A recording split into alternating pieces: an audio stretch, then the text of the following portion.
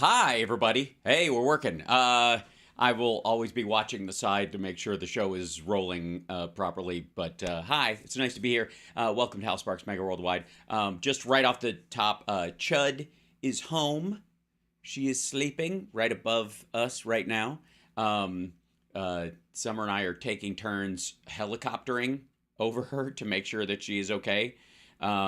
She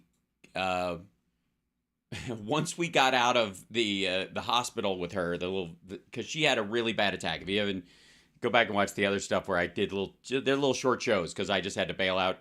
Um, Once I went back and looked at like the last few days, like it's all been kind of a whirlwind.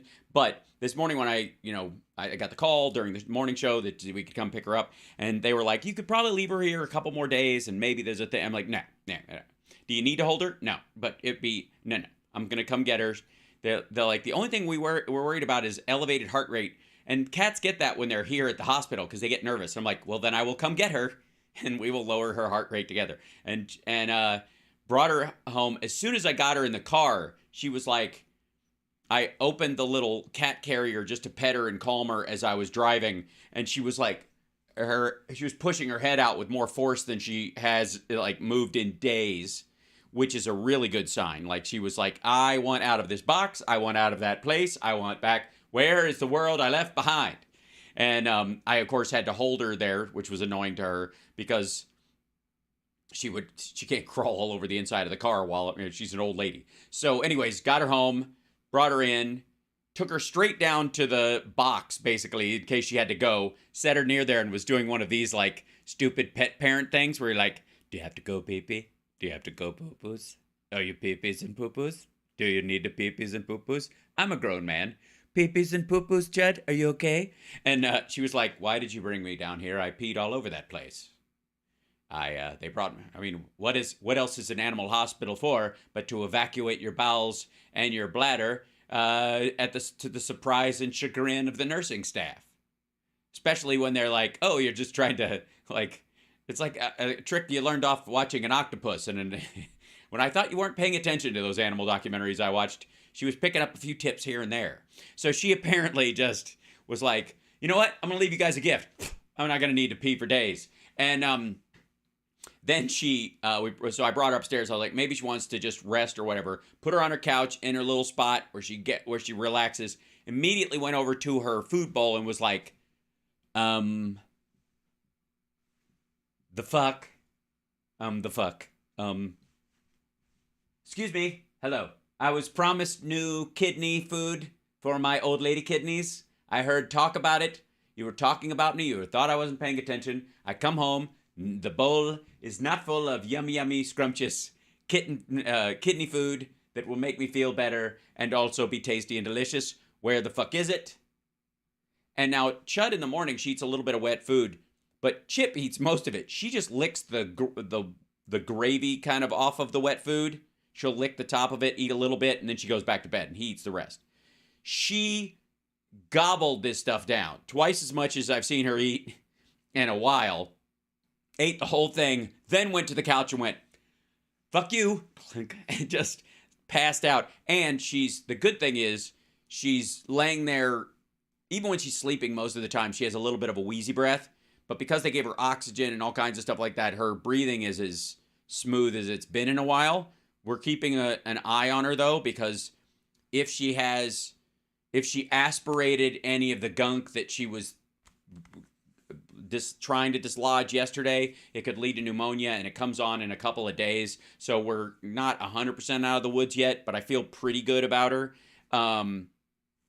And she got a long-form antibiotic injection instead of us having to give her the oral one, which made her throat dilate and was gross and made her sick kind of in the first place, and may have been what put her in the hospital. So thanks vet, for charging me $900 to almost kill my cat. That was nice before I had to take her to the emergency room where they could triple it. Are you guys know each other? Okay. Okay. So anyways, she's alive and back to formal Chud status. We are, Summer and I, investing in a little oxygen box for her. Yeah, we're those people. It's, one of these little like fold up plastic environments, and it has you hook up an oxygen tube to it with a little fan, and it puts more oxygen in. She's Michael Jackson. She's Michael Jackson now. I actually got changed his name to Michael Jackson. It's like, it's not expensive, but for her short nose and all that kind of stuff, it might be the thing that protects her. Also, she's Michael Jackson. I'm going to get her a catnip monkey named Bubbles, and I'm going to put that in the thing. And yes, at some point in the near future, I'll keep you guys updated. But that's what we know so far. Again, we're not completely out of the woods yet, but she is home and she is sleeping comfortably, and she did eat and purr a bunch. Now, she's been purring because she's scared, and she's been purring because she's nervous, because cats will do that sometimes when they're in trouble. So, anyways, you're watching the helicoptering happen. You're watching me. You should see what whoops. Okay. Oh, we're good. You should see what happens when my son gets a boo-boo. Don't even get me started. Because you think this is bad. Now, that's not true. When it's a boo-boo and it's like a little rough spot or a scratch or something like that, I'm like, good one. Father to son to son to father to father to son to father to son. Is the whole thing like, yeah, toughen your skin up. You'll be fine. On the other hand, if there's anything that's like close to serious, fuck that. So, anyways, that's where I am. How are you? Hello. Hi. Welcome to Housemarque's Megaworldwide. It's almost like a slice of the morning show at the top, where we get to chit-chat a little bit more. I have so much stuff to cover for you today. If the show flows, and it may, God bless Rob Glenn, who's been in here helping me throw some switches and try to get the computer back up and running. It involved dismantling parts of it. That was fun. I haven't chummed around in this machine since I put it together myself. Yeah, I built this thing. You're welcome. With all these different things. It showed up and I was like, click, zip, wire, plug, setting. Yeah, lots of that stuff. And I mess with, I had to take half the RAM out of this son of a bitch. We're running on fumes, people. So wish me luck, because they might be dead. We don't know. There's no way to check. It's so there you go. So if you missed the chat update, I just gave it. So just scroll back, you'll see it. What else? Oh yes. So thank you, Rob Glenn, for helping out with this. Hopefully tomorrow, fingers crossed, if everything holds, we'll be able to get some solid quality audio and video of our guests and our co-host Johnny Million. Whew. It's been a week. It's been a week, kids. It's been a real week. And that includes me flying to LA to do a show and flying right back the next morning and doing 2 shows for you guys while the thing collapsed around me, and then sick cat. So, what I'm trying to say is I'm raring to go. What I'm trying to say is I feel held back. I feel like I've got so much show in me that didn't get to come out this week because I was back to plate spinning like it was 2020. So I'm glad to be here, and hi. And let me see if I can do this real quick. If I dare. It's always so tricky. It's the laundress mats. Does it go? Let's see. Let's go to this one. Yeah, there we go. Except my camera has a big slice down the middle of it, but we'll fix that. I can fix that. Don't worry about it. Watch this. 3, 2, 1. Whoop. There it goes. Look at me. There you go. I've had worse. Hi, everybody. So, yeah, I got show for days. I got all pent up show. Yeah. Let it go, let it go, let it go. And I don't want to bad. All right. When your pet is sick, it's very draining. It is very draining. I have to say, I got home from the vet and I laid down next to her and I had my like arms like this around her, just so because a couple of times when I laid her down, she did this like that little bump. I can't tell if it's intestinal and she's just farting on me, or she's got a lung problem, or it's a heartbeat that's gone astray. Like, you don't know. It's just not comfortable and it's different. So I'm like, oh, that's not good. So I'm laying next to her. Okay, will there be another one? Yeah, like waiting for an aftershock. Nope. there was another one. Oh boy. So I just laid there with her. I passed out next to her for a half an hour. I just fell asleep, like into a coma. I was asleep. Good Lord. Oh, we'll get there, Kat. I'll bring it back. Don't worry. We're bringing it back, but I've just got to ease into the show. We'll get characters back on the show very, very soon. I just had to get everything up and running on its baseline. No more Jimmy Dore today. Jimmy Dore's not available. I'm sorry to tell you. Yes, no, Jimmy's busy. He's got a pro-Kremlin rally he's doing in D.C., so he's going to go there, and he's going to get to meet Roger Waters, and he's going to hang out with Max Blumenthal. And I think Aaron Mate is still filling in on his show, because they're all going to go there and try to get America to stop giving money to Ukraine. Just like Kathy, thank you so much for the super sticker. That's lovely. Yes, I gave an update of Chud. If you're just joining us now, I gave an update for Chud at the very beginning. She's good. I should put a graphic up that just says, Chud's okay. Chud's doing okay. She's so okay. She's going to be okay. She's okay. I got to put this in here too. So Jimmy Dore and all of his tanky friends are all going to be in D.C. pretty soon. They're coming. If they're not there already, they're doing sound check right now, and they're there to explain to the world why America should just that. Basically, their argument is Ukraine should not have been walking around at that hour in that short a skirt, and at some point, it's not. They led the Kremlin on, and that's tough. That's just what happens. And nobody should defend someone with no personal honor. That really is it. It really is. Yes. Ukraine should not have worn a short skirt is the argument of Jimmy Dore and Max Blumenthal and Roger Waters and all those folks. And by the way, for all the NATO, apparently there's also a factor where the girl Ukraine wearing the short skirt should not have had a friend saying, if anything happens to you, I'll help. Because that just made it that much more exciting for their attacker. You know what I mean? Russia's so fucking macho. How do they not react to that? Anyways, love you guys. Can we just, can I start the show off since everything's been cattywampus, e-wampus, no pun intended, over the last couple of days. Can we start off with a little tidbit, little side version of the show, a little something. Remember how I was telling you guys that it's going to get increasingly hard for the Republicans to hold on to that narrow majority that they have?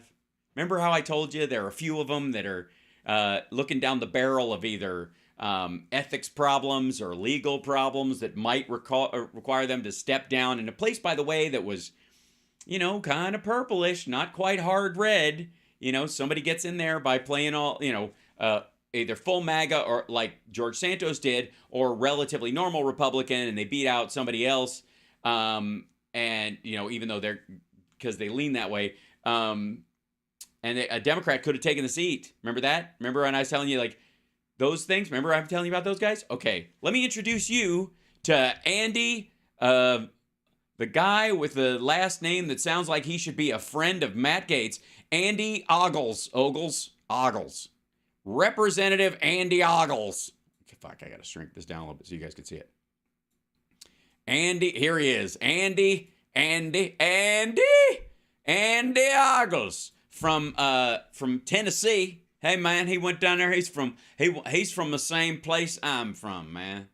I'm from Kentucky. He went to school in Kentucky. We think. We don't know. At this point, he's got a runner-up status in the George Santos Awards. This dude, let me tell you something. This is from the Insider, but man, these first articles about this stuff started coming out of like the Tennessee Holler paper, okay?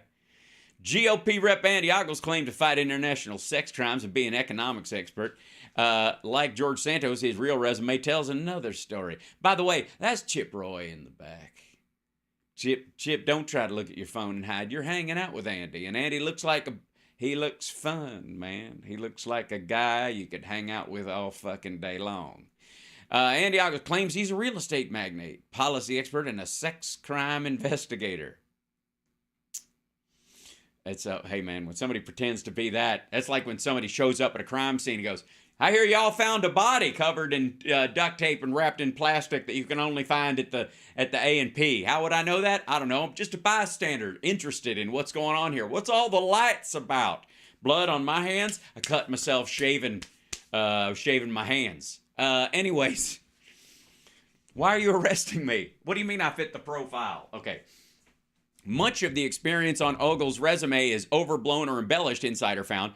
Other newly elected Republicans, notably George Santos, have also misrepresented their past. I love that. Misrepresented. Fucking made stuff up out of whole cloth.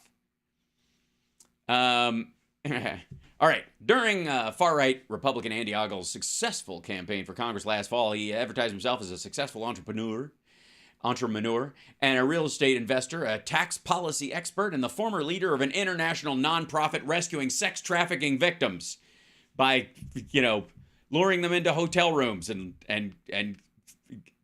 giving them money in $200 increments. All right. But the freshman member from Tennessee embellished many aspects of his resume, according to interviews, business and property records, tax filings, and local newspaper archives. So you're saying there's no evidence. So we're just guessing here. It just seems wonky. It's not that there's a fucking avalanche of evidence about this dickhead. George Santos. Ogle's business experience seems to be limited to owning 2 restaurants, a short-lived travel agency, and becoming licensed as an insurance agent. His real estate investments appear limited to a few adjacent parcels of land, including one he lives on in rural Tennessee, and he reported no rental income from his properties, Insider found. I know what it's like to be a landlord because I stand buck naked on some of my land, parcel about 1.5 acres, and I raise my arms out and I go, I am your lord. It feels good, honestly. Yeah. And then I pay some, I'm part of an international sex crime trafficking fight squad that, anyway, some of the people we've helped, they volunteer on my land to stand out there and go, la, la, la, la, la. They wear feathers while I yell, I am the Lord. I'm your landlord. Ogles claimed he studied economics and international relations and worked at 2 right-wing think tanks that focus on economic policy, but his educational credentials and supposed policy expertise were thrown into question this week by Nashville's News Channel 5. By the way, that's the Tennessee Holler paper, if I do say so my damn self. Can we, we'll just jump to them because the Insider's gromming off what they did. This is fucking amazing. Okay, so here we go. Business, economist, cop, international sex crime expert, the stories of Congressman Andy Ogles. Ogles? So they go through, this is him all the time saying he's an economist. Or not all the times, but a lot of the time. What do you want to serve on? Well, so I'm an economist, and so I've been quite vocal about the fact that I'd like to be on one of the committees that deals with the budget or banking. And I ran to fix the budget. I'm an economist. I worked in economics, in healthcare. As an economist, I can tell you we are a country in crisis. Yeah, so I'm an economist. So I had the privilege of working for Dr. Laffer. And worked in as economist. I worked for Dr. Laffer. As an economist, I look at the current state of China. So just for the record, he's not an economist. I mean, he's an economist the way a lot of people who watch, a lot of economics YouTube channels can feel like they're an economist these days, but you aren't. Okay. Also that he worked for Charles Laffer, as in the Laffer curve, as in voodoo economics. That if you'll recall, most of us were introduced to the Laffer curve by in Ferris Bueller's Day Off. There we go. Okay, so in his first meeting at the White House Financial Service Committee, he said, I'm an economist. His congressional bio says he obtained a degree from Middle Tennessee State University. Oh, yeah, he doesn't fuck around. Middle Tennessee State. That is, do you know how hard it is to get into Middle Tennessee State? It's actually harder to get out. I'm kidding. They're fine. Little state universities like that are fine. But, don't go Oh, yes. Uh-huh. Yes. Kneel before the landlord. I have my degree from, Middle Tennessee. I got my degree from Middle Tennessee. I honestly, I think that should be their new jingle. Hey, Middle Tennessee, call me. All right. His congressional bio says he obtained a degree from there where he studied policy and economics. Policy. Policy is a pretty vague word when you think. Policy about what? I don't know. The dorm policy. I studied it really hard. Like when you can come in, what lights out means, that kind of policy. That's my policy. If I see a naked man chasing after a woman with a butcher knife and a heart on, I shoot the bastard. That's my policy. All right. So, yeah. Dirty Harry? Anybody? Okay. Yet the school refused to confirm Ogle's degree, citing a provision of federal law that allows students to block the release of their educational credentials. So why is this dude blocking the release? Remember the stuff about they didn't believe in Obama's records? All right, never mind. This dude gets a pass though, because he's a real go-getter. All right. I would think that if he has a block there must be something wrong, said Senator Heidi Campbell, a Nashville Democrat who lost to Ogles in a campaign in a district the Republicans redrew to help their own candidate. Back in 2002, Ogle's website claimed he had studied foreign policy and the Constitution at Western Kentucky University and Middle Tennessee State. There is no mention of economics in this old one. Western Kentucky says he was there from 1990 to 93. Ogles actually majored in English and Allied Language Arts, basically a liberal arts degree, which is, my friend Jim Coughlin, who is unappreciated in his time. Jim, you're a genius. And one of my favorite jokes of his, and there are many, so it's difficult to choose. Jim Coughlin, you can follow him on Twitter. It was he used to tell us all. He goes, when I was in college, I heard voices that kept telling me to hurt myself. It didn't say, it didn't make me cut myself or anything. It said, get a liberal arts degree. And you'd think by now a knife wound would have healed, or by now a knife. Listen to his version; it's much better. I'm paraphrasing, but anyways, here we go. In response to blah blah blah. I've still got cat brain. Relax.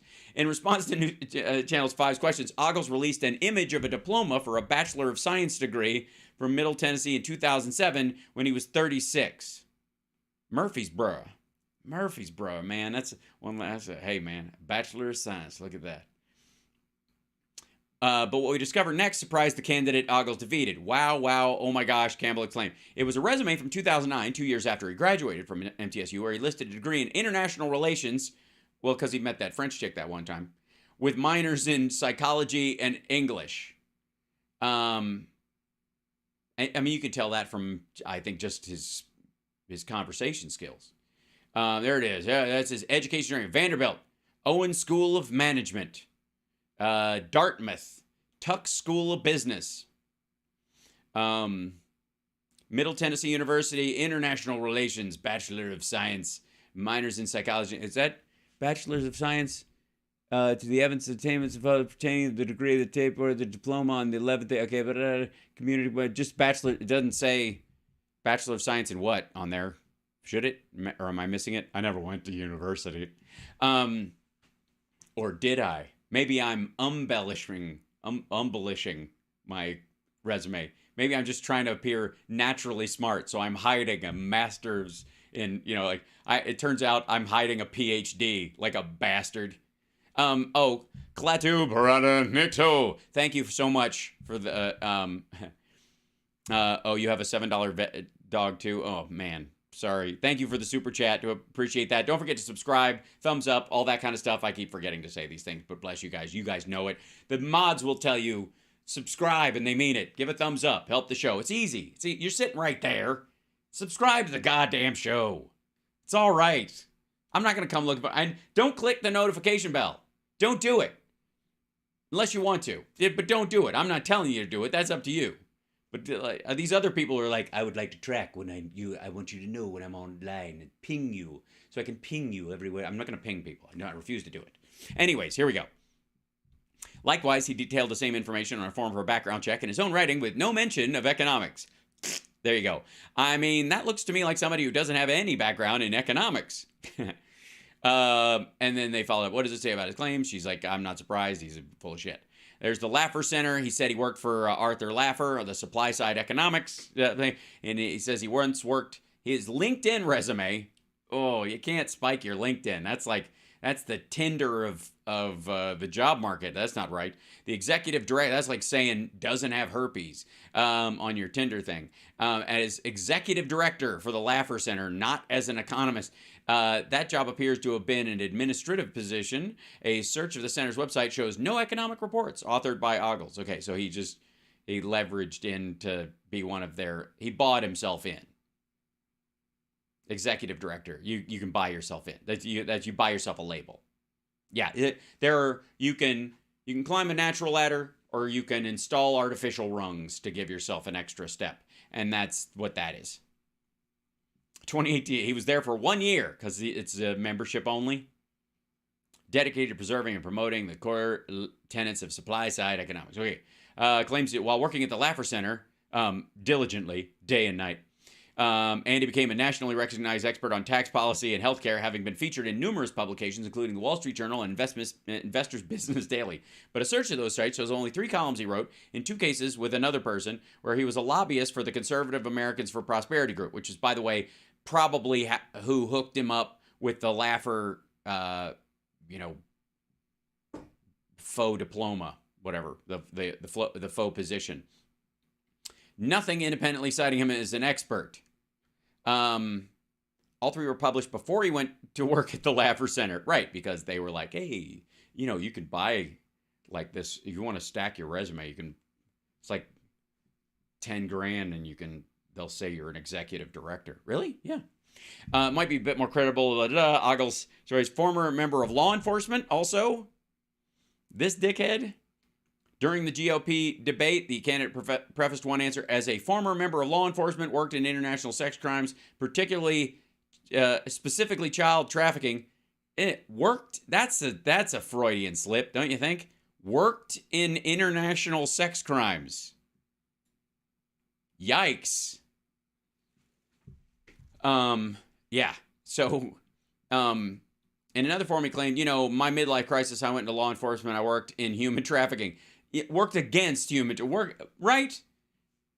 Look, we've had this before. Like, AIDS walk should be cure walk. We're all looking for a cure for these things.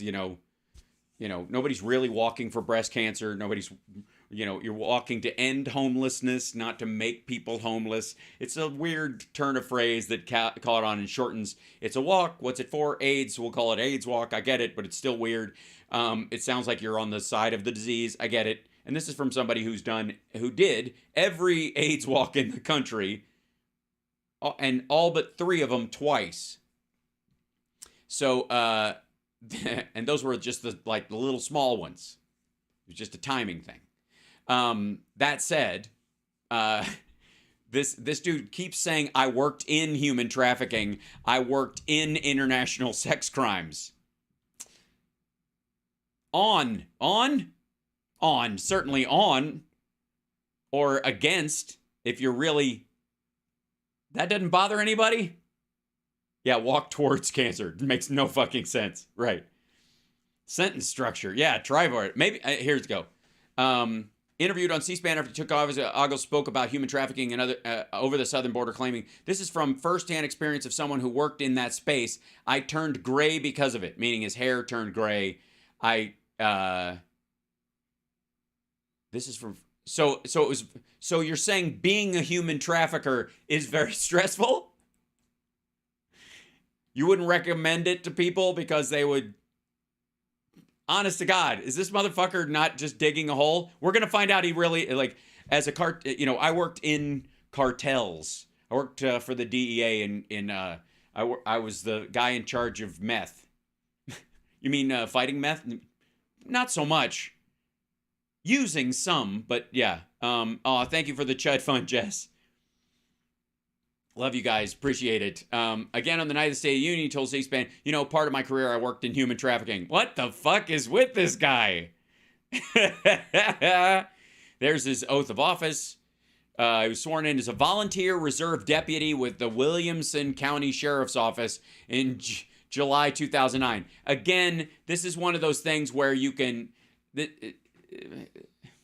Steven Seagal did the same fucking thing for a show.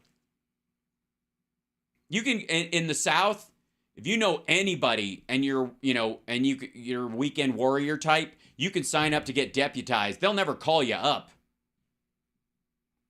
But, you know, it's like getting the cred of being in the Army Reserves without all the work.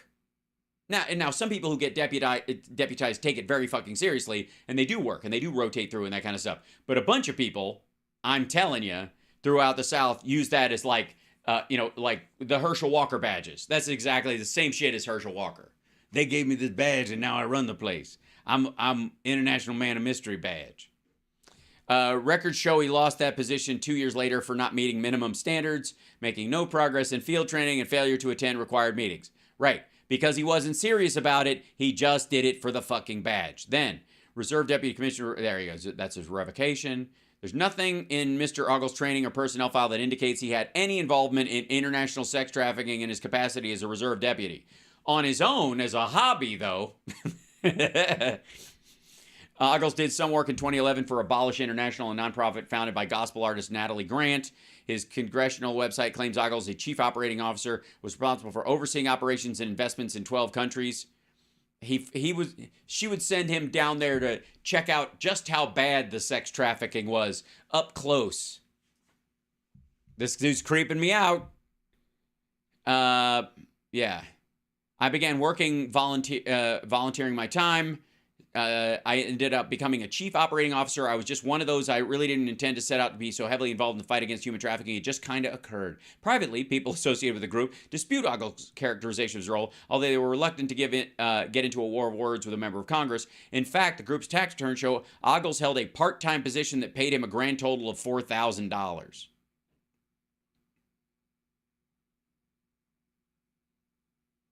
Archived version of them shows it was making grants to holistic ministries in a handful of countries, not 12 countries, and certainly not busting international sex rings or rescuing human trafficking victims. That's their website. Yeah, so, and they're talking to his opponent. Anyways, fucking busted. Andy Ogles, welcome to This Is Your Lies, hosted by George Santos. At some point, they've got to just have like a fraud caucus in the GOP House. By the way, those of you that are joining us, thank you for being here. Yes, Chud is home. I brought her home. She's sleeping relatively peacefully upstairs. I gave a big update at the beginning of the show. If you want to scroll back and look at that, if you missed it, it's, I have been helicoptering her right up to 2 minutes before the show started. Okay. Let's do the show. Let's do the show, ladies and gentlemen, if we could. Hey, it's the show. Wrong page. Oh, dear God. Ladies and gentlemen, I present to you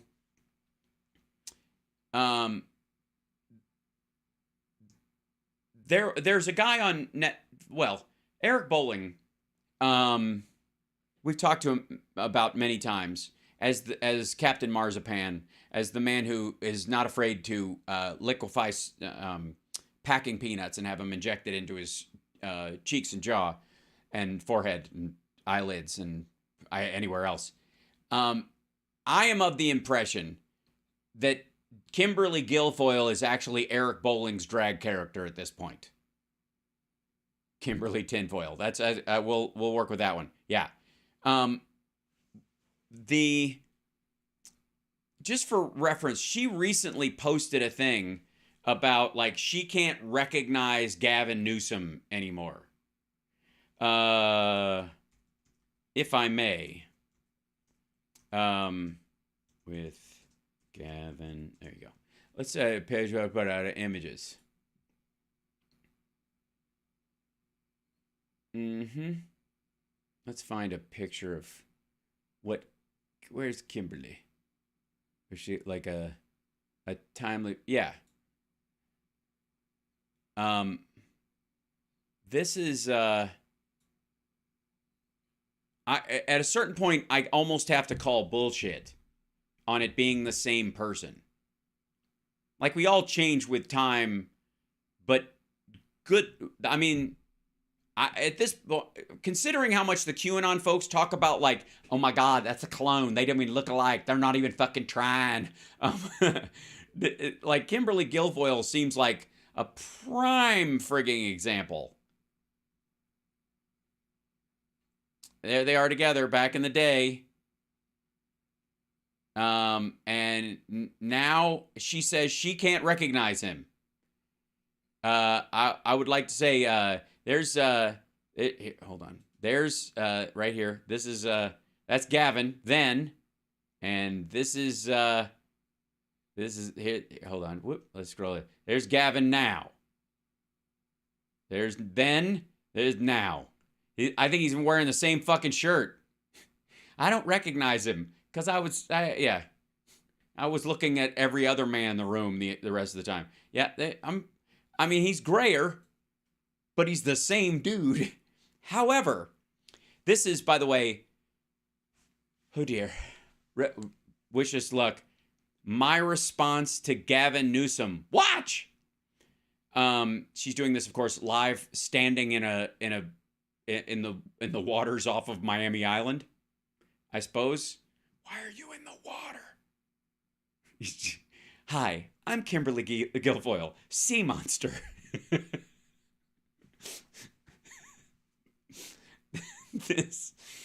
Oh shit. All right, here we go. Good Lord. Thank you, Georgina, also, and yeah, okay, here we go. This is a first. We've never done one of her videos by her. Well, no, we have. We've done one other.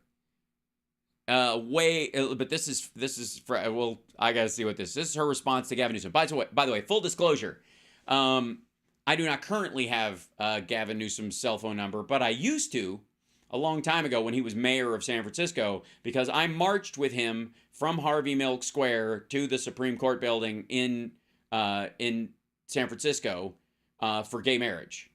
I participated in a march with him, and he was a good dude, super friendly. You know, at that point I was like, dude's probably going to be president one day. It's like he was made from a president dispenser. He's got the style. He's got that. He's like Joel Osteen without all the creepiness. And he's genuinely a decent fellow, having hung with him a little bit before all this stuff took off and he became governor. Like, dude deserves it, works hard, cares, struggles, human being, normal shit, good for him. And I remember when they split up, everybody was like, oh, this is the scandal that's going to ruin him. If he leaves her for this, and he's dating somebody else, and it's a big, oh dear, how's he ever going to recover? And then everybody was introduced to Kimberly Guilfoyle, and they're like, maybe it's bad that he didn't leave sooner. I'm starting to think that he might not have leadership capabilities. He's stuck around with that busy freak for this amount of time. So yeah, Gavin's a good dude. That's my personal opinion, having met him and hung out with him for real. I'm a little, by the way, most of these politicians, for the record, I'm a little saucy for their take, my language, and my kind of brashness in places. And on occasion, there are like little conversations about maybe you can come up and campaign for some folks. And I'm like, I gotta tell you, stiff arm me. I'm good on my own. I will do my own thing. But once I get on stage with you, it undercuts what I'm saying. And if I say anything that's gonna get,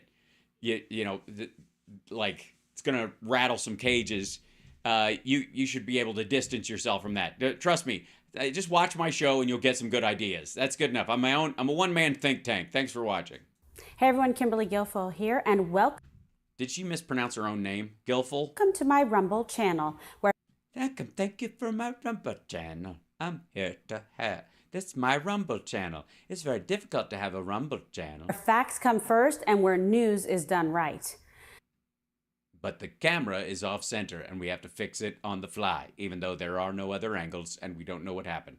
Obviously, I think Don Jr. just fell asleep against it. And we begin today with more troubling revelations surrounding the spies in our sky. And Oh my God. And you know what's even more troubling is that you're still center screen while your graphics are on this side and there's a shit ton of space on the other side.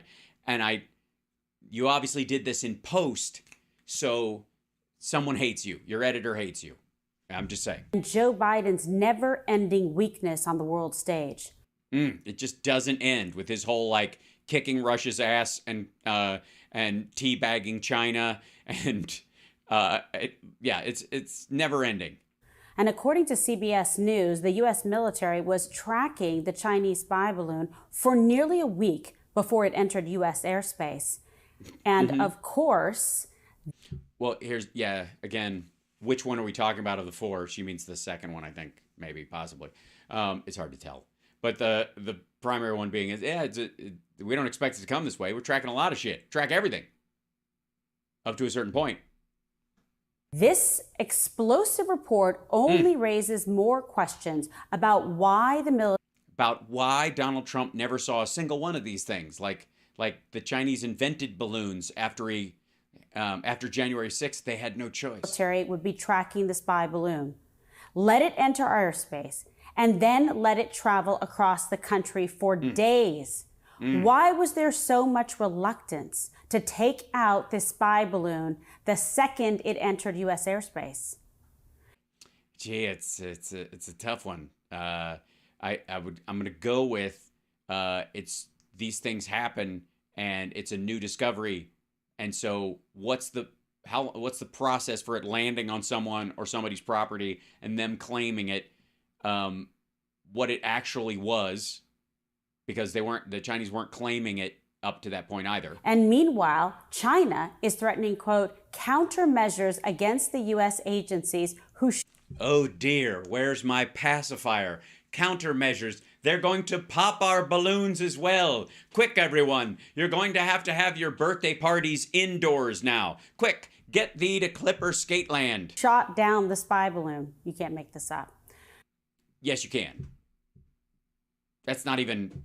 That's like it's like a mile. That's like an Onion headline they passed over. Countermeasures? China deployed the balloon in the first place. And yeah, countermeasures, like the fucking nerve, okay? You people like fucking, okay? What counter? I'll counter your countermeasures. I'll reach across, I'll snatch your... Now they're trying to pretend they're somehow the victims in all of this? Yes, it's ridiculous. Yeah, we know. State Department said so. Biden said so. It's like, yeah, that's ridiculous. Don't act like you're discovering the pearl clutch. But sadly, under Joe Biden, our adversaries are emboldened. And ballooned, I think is what while our allies are left wondering what's next. What's after that? Balloons? What's after this? Streamers? Oh, what happens? Cake? Ah, God. How can we... Oops, I knocked my own headphone out. See, this is when... All right. I'm fine. Physical comedy is very difficult in a confined space where you run out of green screen. Okay. Because let's not forget a historic truth, that weakness arouses evil. You don't. So that's how you met Don Jr. And that weakness in the face of aggression only invites more aggression. Okay, I gotta just put this out there. There is nothing aggressive about balloons. I'm sorry. There's all this worry right now that somehow they're gonna they're gonna float an EMP over in a balloon and drop it and that kind of stuff. But we'd be able to see it again for weeks. The wind could change the direction of it and waste billions of dollars worth of gear. It's a stupid idea to start with. If it's got self-propulsion, we'll be able to tell now. We tuned our shit to it. We can see these things now in a way that the Trump administration wasn't even fucking bothering. So the idea that they're gonna do this is just stupid. Secondarily, it's a fucking balloon. Like this is low-res spy work. These are not fucking F-22s or F-35s or, they didn't strafe Middle Tennessee State University with a bomber. And it's why leadership matters. It does. It's leadership in the face of balloons. By the way, if they need an expert in inflating things that naturally are not, And why the messenger matters. the message does. You can't stutter when you're saying the truth because it becomes less true. The man currently in the White House, frankly, struggles to even string together a coherent sentence. And it's not getting any better. No, it's terrible. And yet he still kicked your boyfriend's dad's ass. Here's Biden earlier this week in Washington. See if you can actually figure out what the heck he's trying to say. Okay, I'm excited. So, I don't even know. We just, well, let's snip a piece. Okay, here we go. What I'm talking about. When people have a problem, they've got your number, they knock on your door. Not only you, but your spouses can't go to the grocery store, the gas station, can't show up without, can you fix my such and such? Okay, he's in the middle of talking about how if people are hurting, you can't go to your neighbor for help because you need the government and bigger things. Like it's part of a bigger conversation. He's slapping a big fucking deal. That's what he's talking about. If people are behind the eight ball, they can't help other people. So you try to lift everybody up. Remember, under Donald Trump, Putin Yes. Idiot. Look. Yeah, I remember he had the best words, like kofefe. never invaded Ukraine. Under Donald Trump, Excuse me? They were waiting for him to get us out of NATO. The problem that he had, and this was amazing, was that Trump actually thought, and this is, Bolton has said this, as has, Tillerson hinted at it, that Donald Trump thought that when he said, if you don't pay up in NATO, we're not going to defend you and we won't back you, which by the way, we would, because we would still, he can't stop us because we signed on to Article 5. But because then our other treaties wouldn't be worth a fuck and blah, blah, blah. But he specifically was like, he thought that if we made that threat, they wouldn't pony up and NATO would collapse. And therefore, Russia could easily take Ukraine. He was there as a missile to destroy NATO. That's abundantly clear right now. And you can watch the people around him get more and more pissed all the time because they were promised some goodies after Russia steamrolls Ukraine. we had historic de-escalation with North Korea. Did we? Because it looked like they were just tickling his taint while they built more nukes, by the way, that don't work. Under Donald Trump, we achieved historic peace accords in the Middle East. Yes, the Abraham Accords, the Abramovich Accords, the Kool-Aid Accords. Yes. Never before has a peace treaty been signed between countries that were not actually fighting at all. Let me tell you what the Abraham Accords were. Let me explain as clearly as I can what the Abraham Accords were. The Abraham Accords were a multilateral trade deal between Israel and 4 other, maybe 5, depending on who came on later, Middle Eastern countries. The United States, Jared Kushner and Donald Trump were negotiating a trade deal. The Abraham Accords are not peace deals. The only leverage element that the United States played in making the Abraham trade deal, the ATD, happen was to offer billions in military aid and military, just equipment and training and that kind of stuff to all those countries. And hey, you guys play nice economically with Israel and we'll give you a bunch of missiles and missile defense systems and tanks and other shit like that. $50 billion worth. The Abraham Accords were a trade deal. I don't know why people don't recognize and talk openly about this. There's no such thing as a peace deal between parties that were not warring in the first fucking place. What did they actually accomplish? Commercial and business travel between these countries. That's a trade deal.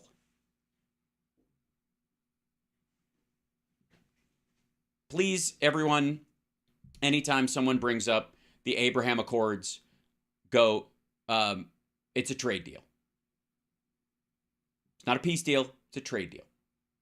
and by the one that does not benefit the United States at all. At all. It benefits Kushner. It benefits Trump's investments in those other Middle Eastern countries because he doesn't have to worry about Israel fighting back against their, him getting investment or getting pissed about it. The Donald Trump policy of I'm sorry, the Mahoo? we had historic de-escalation with North Korea. Under Donald Trump, we achieved historic peace accords in the Middle East. The Donald Trump policy The Donald Trump, I see, this is a different guy. of peace through strength worked, and expect to hear much more about all of these accomplishments on the 2024 campaign trail. Yeah, you bet, because he's really going to. I hope he mentions his signing of the 2014 VA Choice Act again.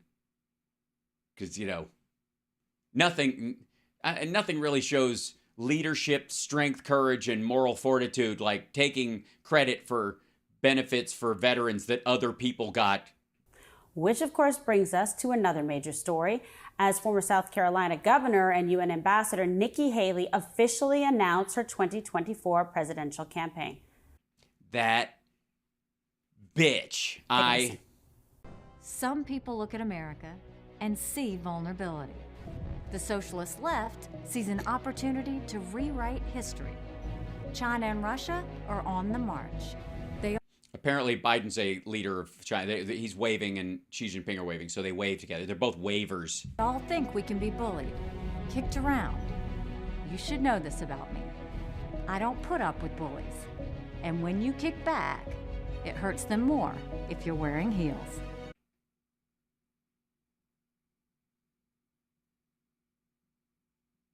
No, I think pointy shoes are, if you're heel kicking, that's different. It's an entirely different attack where you're going to want to, it's more of a thrusting motion, That's a heel. Maybe if you're donkey kicking, that would be true. That's pretty much, yes. If you're wearing heels and you got to do a back kick like you're escaping, somebody's almost on you and you plant and fire back, to stagger them. If you can get a good chest shot and you're wearing a stiletto, hey, you might get lucky. You might hit the xiphoid process, push that into their liver. They're down in a couple seconds. If it's sharpened and you've been able to run in them, which is just magic, you might be able to get between a rib, cause some real damage. But most of the time, you're going to want a steel-tipped shoe or a pointy shoe so that if you are having to kick into the groin and you're dropping it like that, you're going to you want it to bring up and catch as much area as possible. But Nikki knows this. I don't even know why I'm bothering. I'm Nikki Haley, and I'm running for president.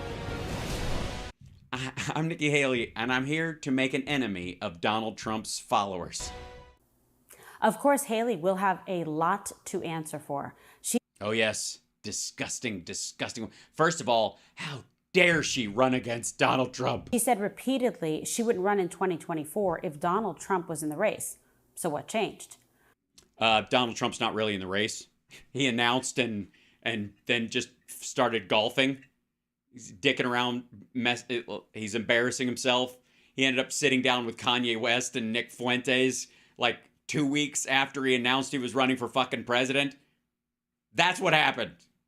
If he'd have started it and then had a rally and the rally had filled a stadium and people were like, oh shit, 2 years out, the guy's still got it. She wouldn't have run. But I don't know how any Republican who was thinking about running ever doesn't run right now, considering what a shit show his launch has been. She's been critical of border walls and has been accused of backing open borders. So what? Yes, and that's the important thing. Can you imagine a world? Think about that last sentence. Imagine a world where you politically can, part of your record can be considered what you were accused of by your political opponents.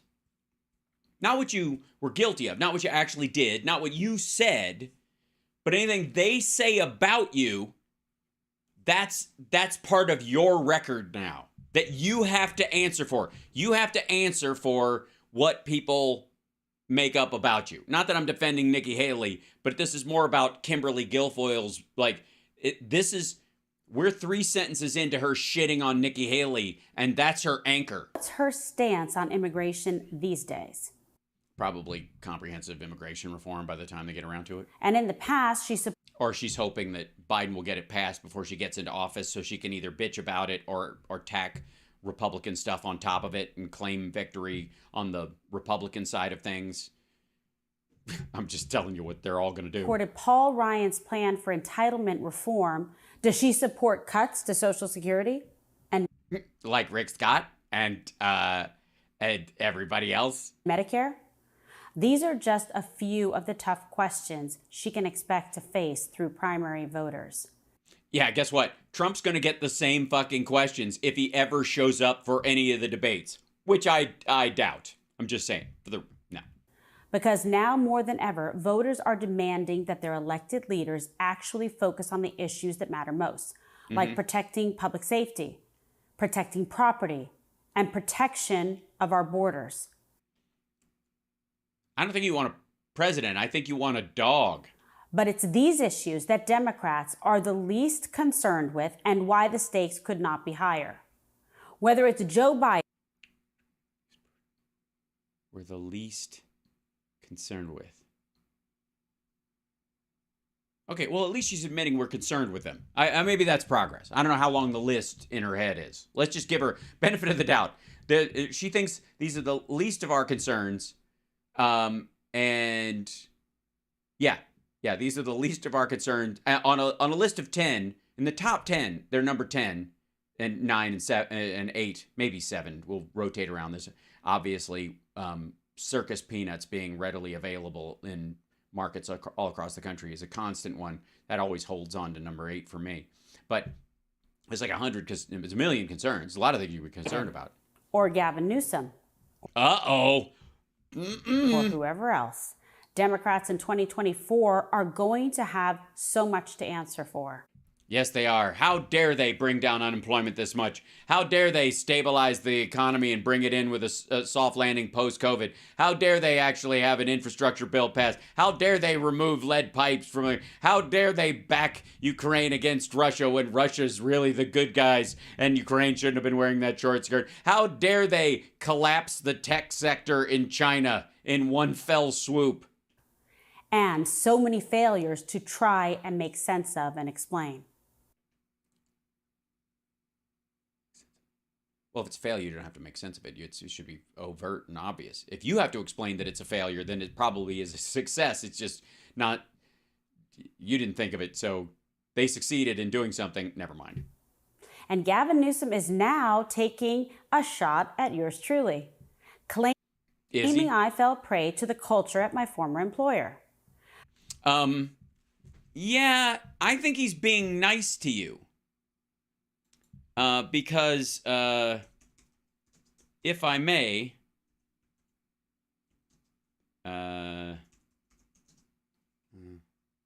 whoops, let me see this, hold on, let's see,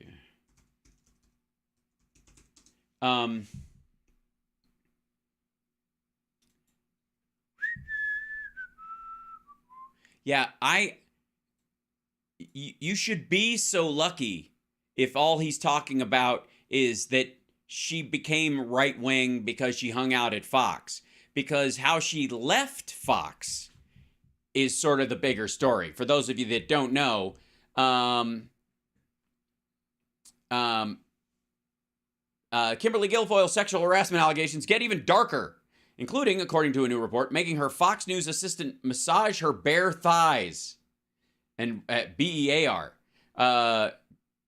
Kimberly Guilfoyle, girlfriend to Donald Trump Jr. and finance chair of Trump's re-election campaign, has been a major surrogate for the president in the cycle, including a bizarre, extremely loud speech. The best at that.com. America is all on the line. Okay. Blah, blah, blah. But like all Trump world figures, all of whom are subtle variations of the same type of person, she is hardly suitable for such a role. Her dismissal in 2018 from Fox News reportedly over sexual harassment allegations, making her a pretty lousy bridge between women and the president, who was himself incredibly accused of sexual misconduct and rape, all of which he's forcibly denied. But new details, her alleged firing, reported by the New Yorker's Jane Mayer on Thursday, seemed to disqualify her entirely. According to Mayer, Guilfoyle was abruptly booted from Fox News' The Five well before her contract was up, after her former assistant filed a complaint alleging she was frequently required to work at Guilfoyle's New York apartment while the Fox host displayed herself naked and was shown photographs of genitals of men with whom Guilfoyle had had sexual relations. Sexual relations. I told you, we're just colleagues. Yeah, that's how it was with your grandfather. We were just colleagues. Next thing you know, he's on top of me in the woodshed, pumping and sweating. The draft complaint also alleged that Guilfoyle spoke incessantly and luridly about her sex life. Barf, barf. And on one occasion, demanded a massage of her bare thighs. Other times, she said Guilfoyle told her to submit to a Fox employee's demands for sexual favors, encouraging her to sleep with wealthy and powerful men. I think that was Jesse Waters, by the way, is the person. Asked her to critique her naked body, demanded that she share a room with her on business trips, and required her to sleep over at her apartment, exposed herself to her, making her feel deeply uncomfortable.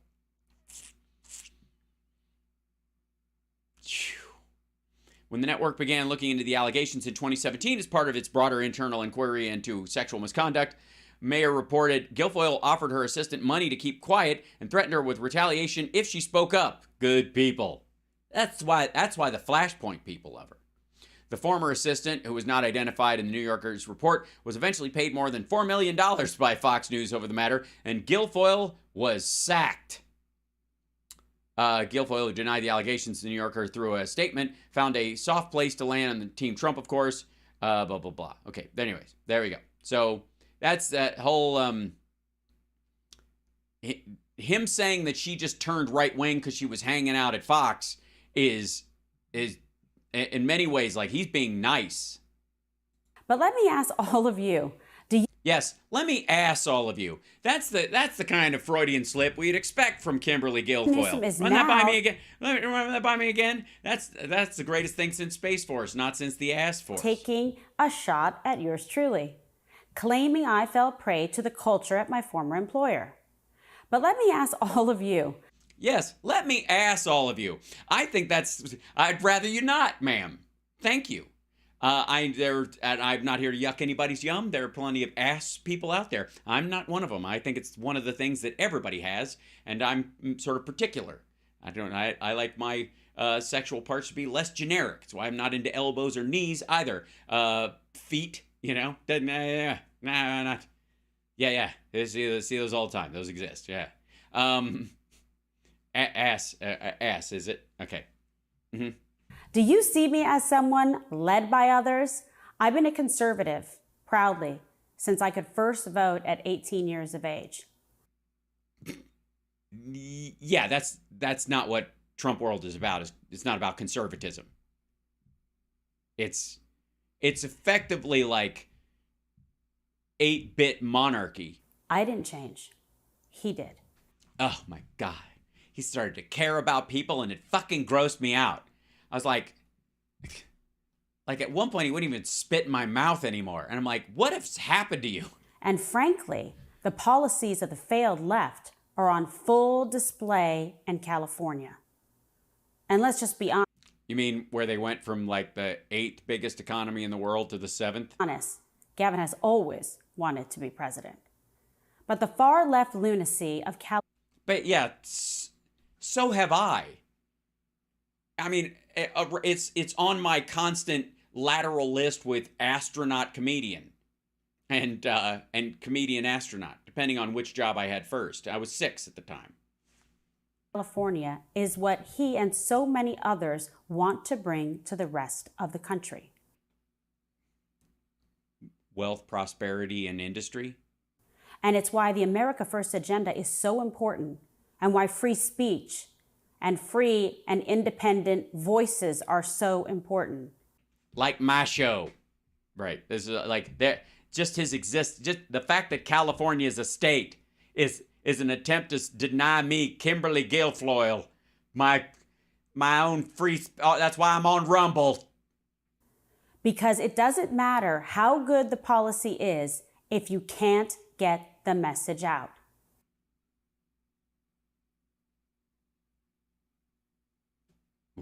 What? I had to think about that one for a second. Because on the one hand, she's talking about how shitty California's policies are, and that he wants to bring those policies to the rest of the country. Is she worried that Gavin will get canceled by left? Like the cancel culture of the left will go so far as to even come after Gavin Newsom, where he won't be able to talk. What the fuck? And it's meaningless. Thank you. That's just like the rest of this video. Thanks very much. Okay, well, yeah, I wish you just said that at the beginning, and we could have just skipped all this bullshit. It's why I'm here on Rumble, where meaningless is an economic strategy. Facts and free speech come first. Follow me, please, at Kimberly Guilfoyle, and turn on the notifications bell and enable notifications. And They don't have a notifications bell on Rumble, dummy. They really don't. Like, she's running the YouTube script. want to hear from what you guys think and what you want to say. I want to hear from what you guys think. Why are some of these sentences so difficult? I want to hear what you guys think. I want to hear from you guys. Why not just slam those together and you end up with... First. Follow me, please, at Kimberly Guilfoyle, and turn on the notifications bell and enable notifications. And I always want to hear from what you guys think and what you want. I always want to hear from what you guys think. From where to heretofore, y'all are thinking about what you want to think. If thinking is what you do about what you want to say, and what you said was what you heard. And I'm glad to hear what you're saying when you say it into my ears. Also, strike and subscribe. Want to say, so comment down below. Tell me what you think. Talk to you again soon. You didn't talk to us. You talked at us. It's if you're not live streaming like yours truly, and hi there, chat room. It's a completely rhetorical act. These motherfuckers. I swear to God. Hi, everybody. Bless you. Welcome to the slab. Jesus. That's a show. I swear to God, I think she and Don Jr. are both like, fuck, I could do that, about everything they've seen on there. Like, these people are making so much fucking money. Like, they barely do anything. That's the mission statement of both of his podcast and her Rumble. I dare I call it a channel? It's like little blurbs. Like, fucking enough, guys. Enough people, fucking like it, and and we could guarantee us a certain, like, we can make $5,000 a month even on my dad's followers. So I only fucking just do it to take about like 5 minutes a week. Like, that's what this is. They're just looking at everybody else who's putting out content, who works for a fucking living, and what are they doing? Well, they're like, what difference does it make? We don't even have to try. At some point, he started cutting, he cut a few short pieces out of one of his triggered shows, and we'll grab those at some point. Oh, thank you, Water Goddess. I will do just that. Hold on. Thank you, Coretta, by the way. Leslie, thank you so much for Chud. I appreciate that. Are you and other people are calling now, because people are starting to see the post and they're like, are you and Chudley okay? Yeah, we're doing all right. I may have to, I'm not going to bring her down here and, like, she's not coming down anytime soon, I don't think. So, you're afraid my face will stick that way when I do. Okay. Her mission statement is don't buy Avon. Yeah.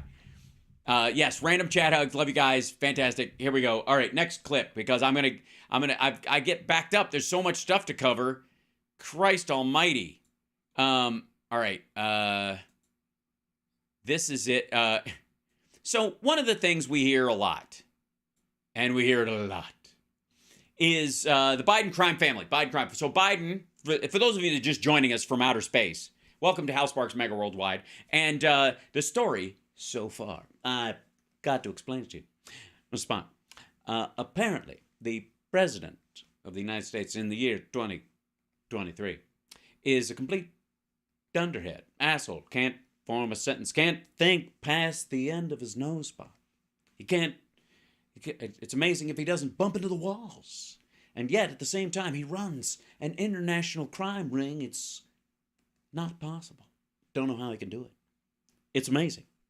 Now, one of things is possibly true. Either he's both these things, or I've been talking to assholes. So, I don't know why I did that as Kirk, but who cares? It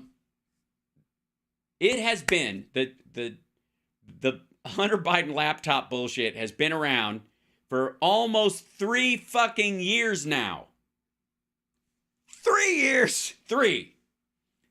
And if anything sums up the fact that there's no there, and that they are clinging desperately to their own just like inverted bullshit about this stuff, it is this, the title of this Monica Crowley on Newsmax video. That's Monica Crowley. She's on Newsmax. She's on there occasionally.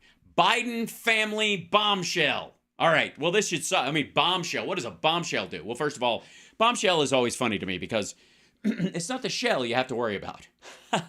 And most bombs don't come in a shell. Yeah, some do. Not a lot. But the shell is just what's left over. It's the part that go, I think a bomb went off here. I'm guessing, but all we have is the shell. Biden family bomb would make more sense, but just doesn't work. Linguistically, it's lacking that extra, I don't know, it needs another syllable, right?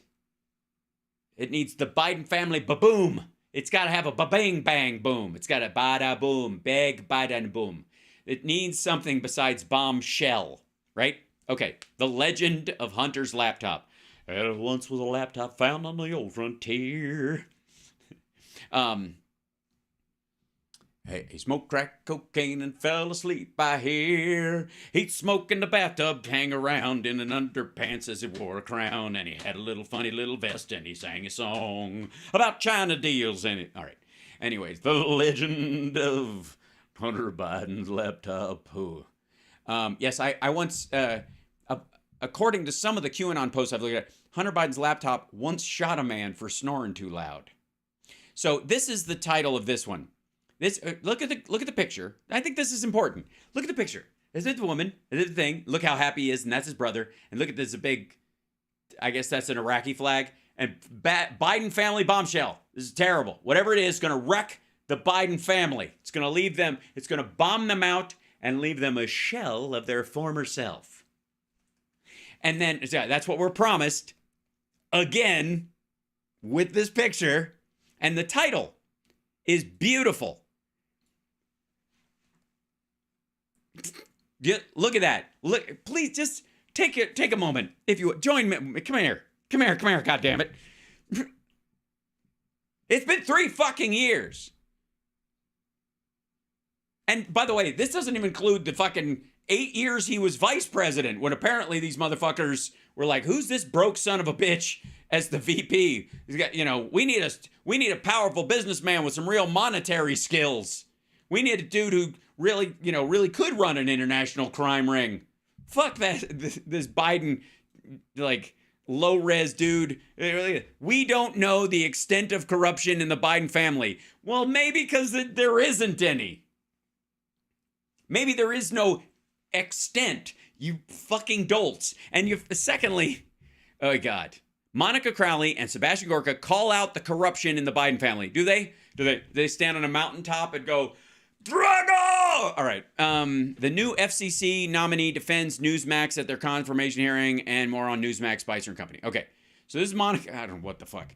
All right. All right. We don't know the extent of the corruption of the Biden family. So this clip is already telling us there is no new information. Yeah, Hunter's been under investigation since 2018. Right. For not filing enough taxes on the work that he did over there because they were like, he's not really doing work over there. And they're like, yeah, he did. Yeah, it's just stupid. Anyways, let's see how Monica Crowley justifies this thumbnail and that title. Fuck. Well, the Biden family back in hot water amid multiple affidavits obtained by the Daily Mail. They allege Biden's younger brother, James, admitted that he was hired to negotiate a $40 million deal with the Saudis because he was the vice president's sibling. This is growing concern that the president himself could be compromised by foreign.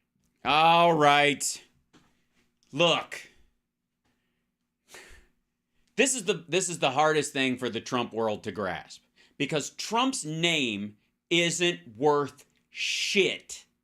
It used to be a like synonymous with glitz and glamour and sort of 80s exploitative Wolf of Wall Street wealth. Like Trump, that name was, like nouveau riche equals Trump. That was its value. Now it has lost all that value. The mythology is gone in the business world. He's still got some maggots that still believe his bullshit that he's actually a rich dude. But in the business world, they all know he's full of shit. They already did, but now they can speak openly about it. Trump's name, the Trump name, is not worth a dime. It's fucking useless. It will not open a door for you. The Biden name, on the other hand, will. And this is how we get Hunter Biden on the board at Burisma. Because whether or not they thought he was qualified to handle the money that was coming from investors going into Burisma, the one thing they knew is that it was not going, what they knew about Hunter Biden was that he was not going to take that money and fuck off to Russia. He couldn't if he wanted to, because of who his dad is and because of who his brother was. So the name itself gave Hunter Biden a lift. And every time they say Hunter Biden wasn't even qualified for this fucking job. No, they were, to some degree, he was riding on his father's name. The honesty of that and the expectation of a certain level of quality. That's the reality. And that he's going to stick around. That they are a legacy. He wanted to be a legacy politician at a certain point, somewhere around like 92, 94, he was like, he started saying my name, my word is a Biden. It's an old Irish thing, but it's also something that he was saying specifically because he wanted the name to mean something. That you could trust it. That if I make a deal with you, you can trust the deal I'm making with you. And that's why, by the way, he has annoyingly strong friendships with people like Mitch McConnell and others, because he held his word. And they, most of the time with him anyways, held their word. They wouldn't do it with other people, with Obama. They wouldn't do it, with the regular run-of-the-mill. But in some ways, and in some areas, and it's how he's getting bipartisan shit through, they're somehow holding it with Biden. It's why he's gotten more bipartisan shit through, than the last three presidents in fucking less than, 2 years. So, again, he's like, yeah, they're only talking to me because they trust me because of who my brother is. That's not the same thing as my brother's going to get a slice. Countries, especially China. So what does this mean about the state of our national security? Joining us now is our company, former Deputy Assistant to President Donald Trump and host of the Gorka Reality Check right here on Newsmax, Dr. A man who is, I guess, running a knick-knack store. Sebastian Gorka, and former Assistant Treasury Secretary and the host of the Monica Crowley podcast. Monica. And Queen of the Stepford Wives. Crowley, welcome to both of you. All right, Seb, crazy stories continuing to come out. I will say you now have Jim Biden insisting that he never negotiated with the Saudis. He said that today. But this seems to be a pattern, as Sean and I were talking about. Rep for James Biden to the New York Post. Mr. Biden never negotiated with the Saudi government on behalf of Hill or any entity. This entire story is yet another attempt to smear Jim Biden. By the way, I didn't see the story that they posted on that. So if we see the article, if they post part of it, let's just, you know what? Screw it. I'll just look for it. New York Post, Jim Biden Yeah, here it is. This is it. Biden's brother was hired to broker secret $140 million Saudi deal with Joe as Veep. When Joe was Veep, docs reveal. Okay, this is it. Now, hold on. Now, first brother, James Biden, let me blow this up so you guys can see it, was hired to help a Philadelphia construction company resolve a decades-old dispute with the Saudi government because he was the sibling of then Vice President Joe Biden. The 2017 admission by James Biden, referenced in 2 affidavits in 2021, is certain to draw the attention that it investigates the first family's peddling dating back years. All right. The affidavit, first obtained by the Daily Mail, was filed in a dispute between the construction company, Hill International, and one of 3 law firms it hired to help claw back approximately $140 million the Saudis owed for a desalination plant built by a Hill subsidiary in the 1980s. So let me get this straight. An American company out of Pennsylvania, an American state, made a deal to build the Saudis a desalination plant, and the Saudis stiffed them on it. And at one point, they thought, and they tried to get their money back from the fucking Saudis.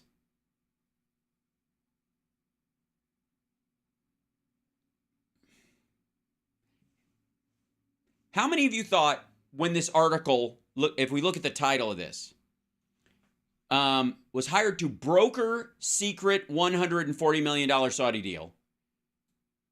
How many of you, when I first put that up, thought that he was part of the instigating team for that deal?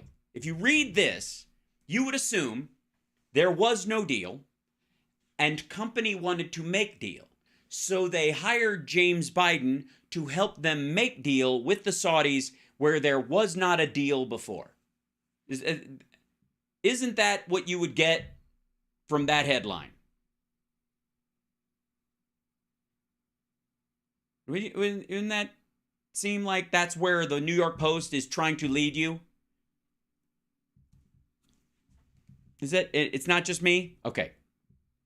Meanwhile, turns out Hill, and this is the affidavit gotten by the Daily Mail, was filed in a dispute between them. One of Hill International, one of 3 law firms it hired to help claw back approximately $140 million the Saudis owed for a desalination plant built by a Hill subsidiary in the 1980s. So they've been trying to get this fucking money back from the Saudis since I was in high school, or perhaps middle school, or even, early enough, elementary school.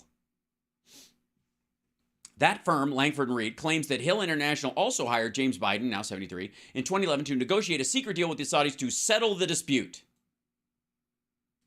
and get out of paying Langford, the 40% cut outlined in their contract. So these guys, Langford took on the thing to, to get an ambulance chaser fee of the $140 million. And their problem is that James Biden was going to help Hill get the money back without them being able to take almost a 50% fucking cut of $140 million from the Saudis. In July 2017, Thomas Sullivan, a former Treasury Department official turned private investigator hired by Langford, drove to James Biden's house in suburban Philadelphia to discuss his role with the Hill. According to Sullivan's sworn statement, James Biden said he was hired to handle Hill's business development and has been assigned to help with the company's interests in Saudi Arabia. The first brother added that he was often tapped to represent Hill in meetings because of course, the name didn't hurt.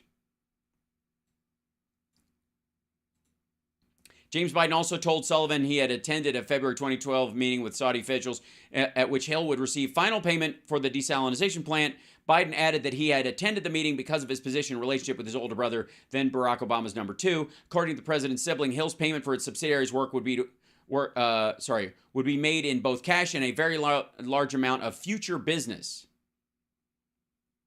After the meeting, yes, if the Hill hired you to help them get paid for $140 million they were stiffed out of by the Saudis, and they managed to get it back, they'd probably hire you again if they ran into another dispute.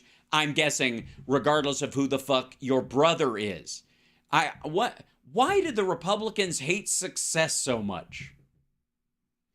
According to the president's sibling, Hill's payment for his subsidiary work would make... After the meeting, Sullivan alleged James Biden's wife, Sarah, walked him to his car and revealed that her husband and his older brother, Joe, were very close and that they told each other everything.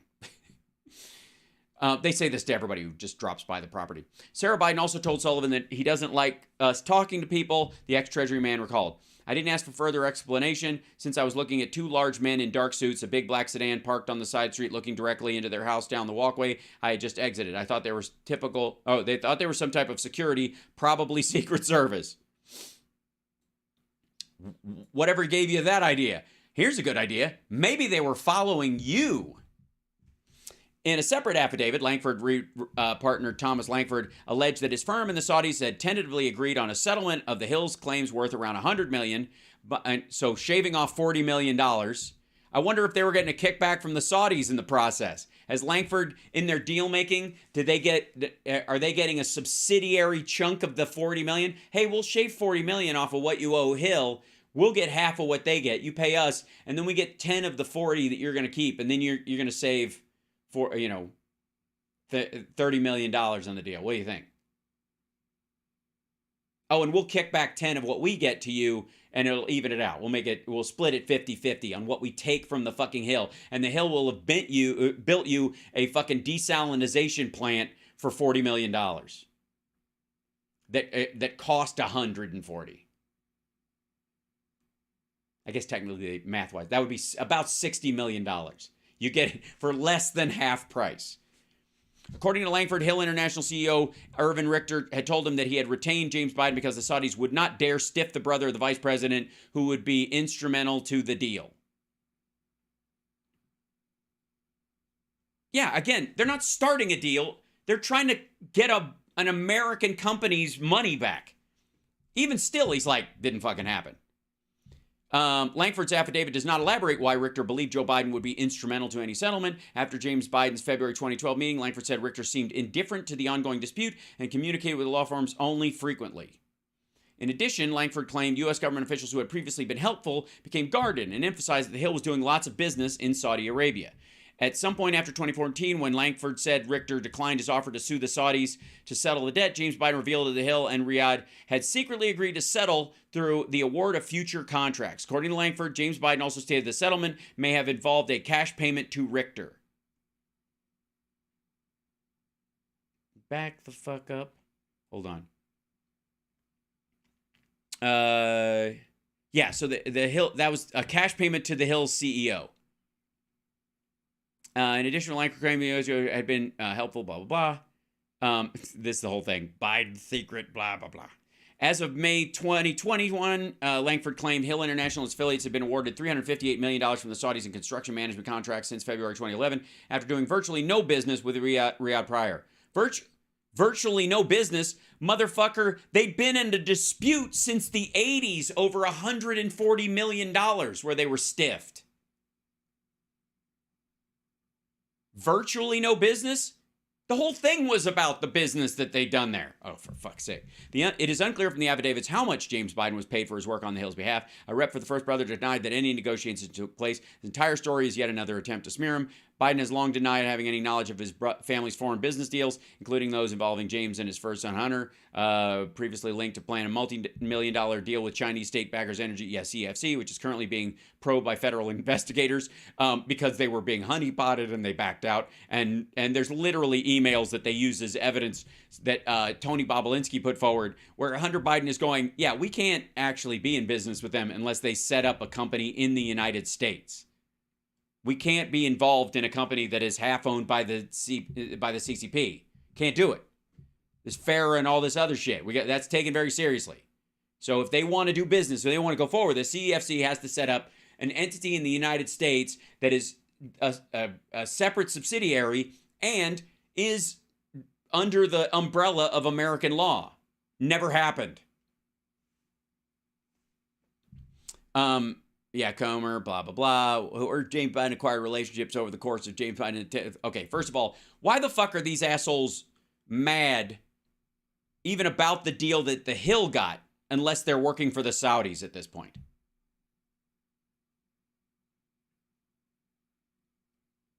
Evidence continues to mount that the Biden family used Joe Biden's name to secure deals around the world to enrich themselves. Yeah, but that's not his fault. It also turns out that those deals worked out in the favor of American companies, if they happened at all. This is just goofy bullshit. Not a crime. Not at all. He says he's not involved anyways, but even if he's fully involved the way they state in the New York Post story, not a crime, not even criminal. As a matter of fact, he becomes an ethical signpost that you can't go any further. You can't fuck with this company any further because there's a Biden standing there.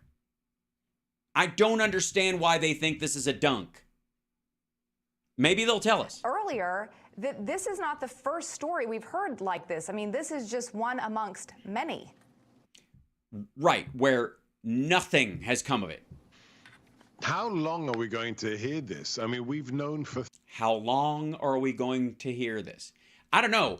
I think it's not about length. It's about depth. Gorka's not a deep thinker, but he'll scrape the shit out of the sides, I think is his claim. 3 years now.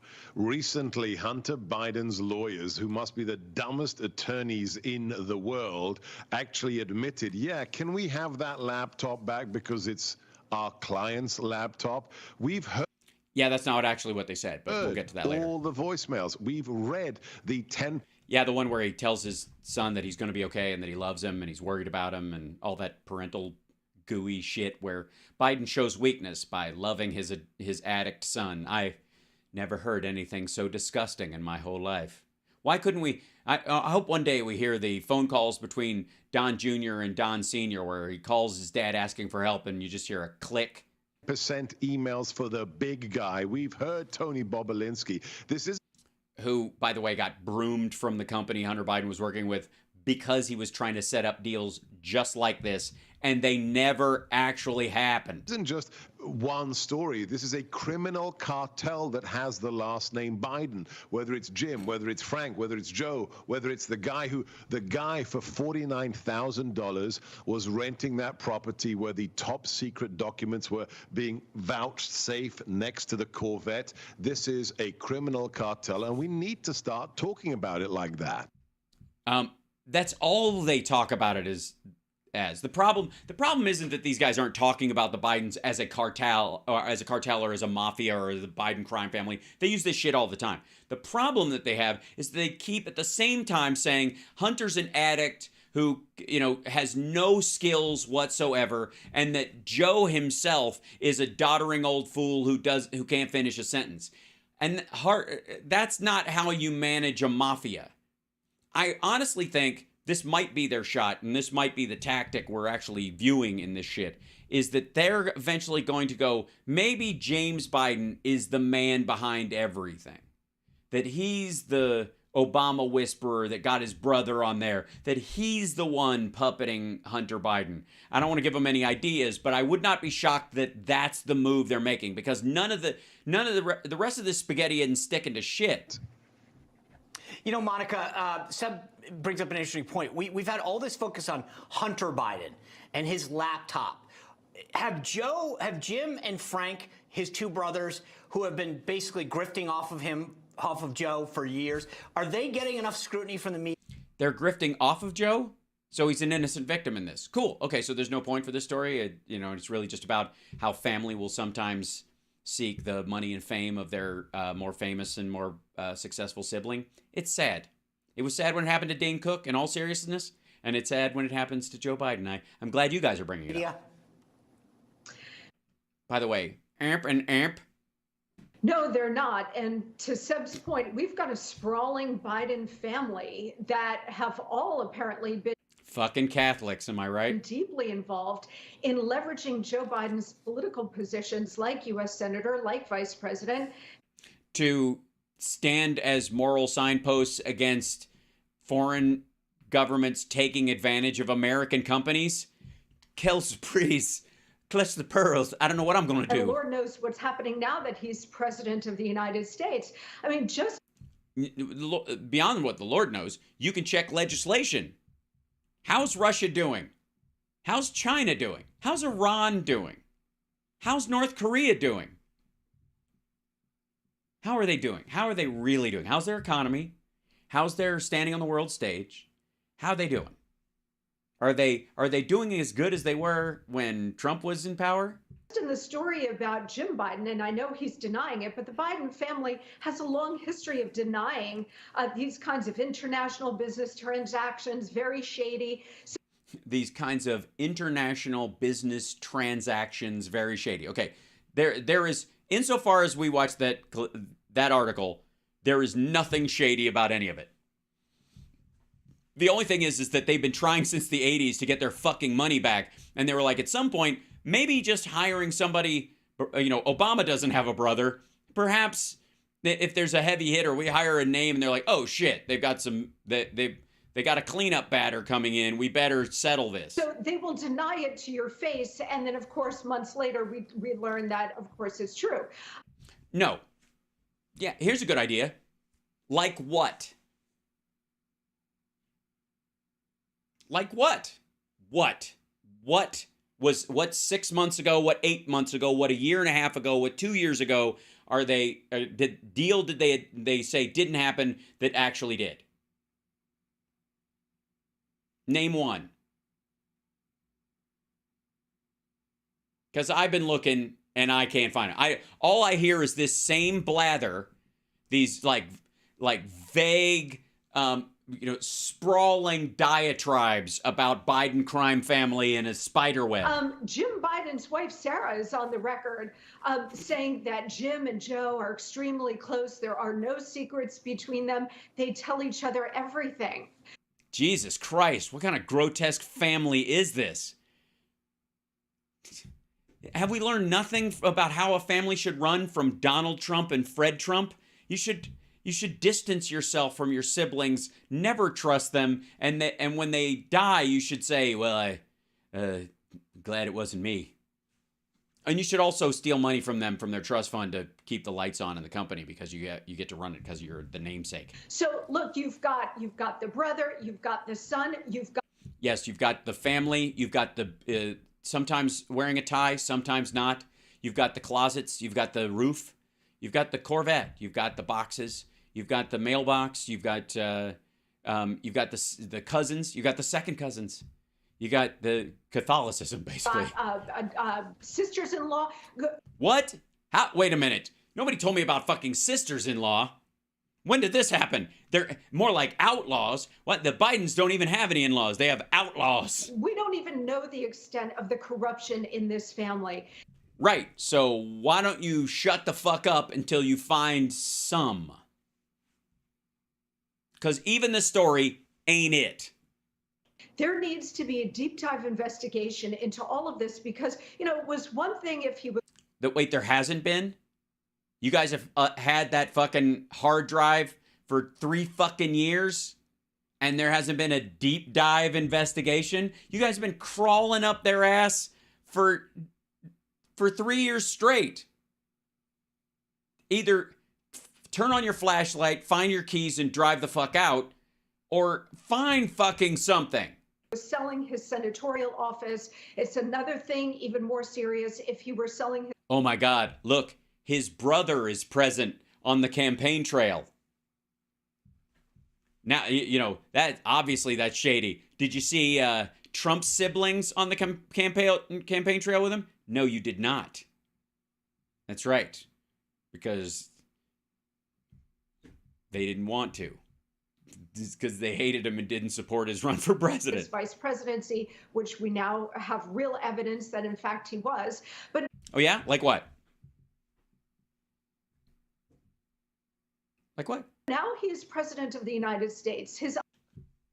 Right. What evidence was that? I mean, you can't just blow by that. We now have evidence that he did this because of the blah blah blah. Right? That's easy. If you have real evidence, fucking prattle it.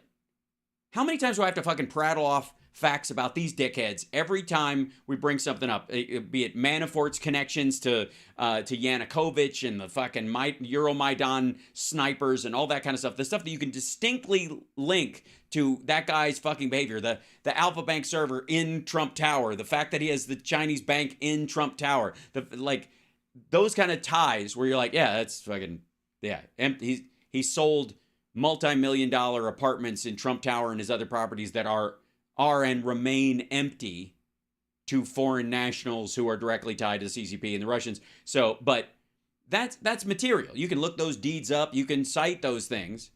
So if I roll through and go, Trump's a fucking crook, I can at least drop one of those fucking things to let you know that I'm not just, I'm there to recite something. Other role is commander-in-chief. So is the commander-in-chief representing America's interests? Yes. Asshole. In fuck's sake. In this article that this entire fucking thing is based on. It is. And again, this is even with him saying he's not involved. This was a deal to get the Saudis to pay money they were refusing to pay to an American company that had already done work for them.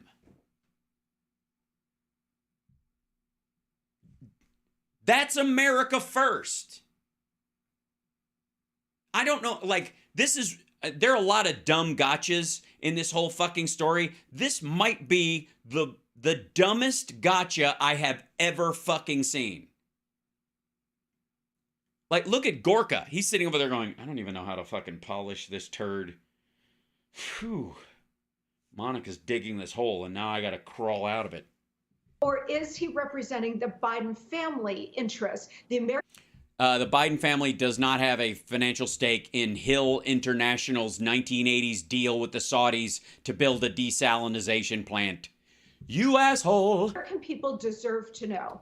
Yes, they do. And that's why I'm here to tell them. That's right, ladies and gentlemen. Welcome to Hal Sparks Mega Worldwide. That's right, where I'm not afraid to read the third paragraph of articles people put up to try and create a narrative for themselves. No, I'll dive even deeper than is even comfortable for my audience sometimes. And obviously, you know, I try to lube us up as much as possible, but sometimes we just don't have the time. We just got to go in raw.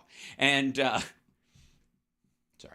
a little aside. Like, subscribe, give a thumbs up, support the show, patreon.com/HalSparks. Come on.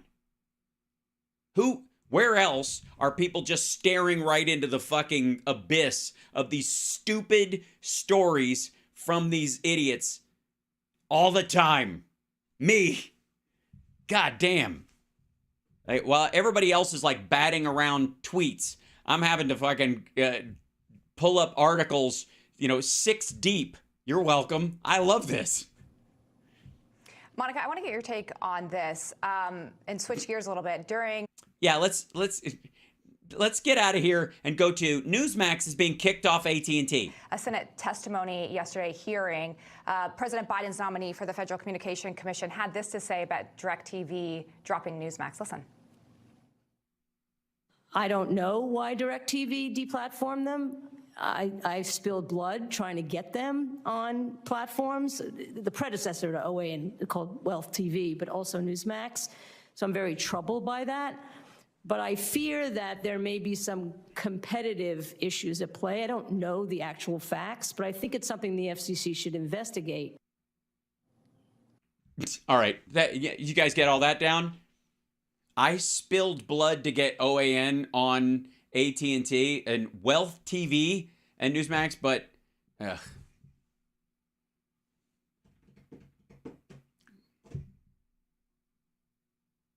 again, I'm not gonna. By the way, the first part of this is the actual clip that has to deal with the topic we're at hand. Newsmax is literally, if not 80% of the time they have a guest on, they dovetail into, can you believe we're being dropped from AT&T? Can you join our, boycott campaign to get us back on there? That's all. It's so fucking aggravating. Anyways, you're watching Hal Sparks Mega Worldwide. If I may, I got a little bit of time left for a show because we didn't get to do a show earlier, and then I'm going to go check on my cat. As a matter of fact, hold right there. I'm going to go check real quick, and then I'll be right back. Talk amongst yourselves.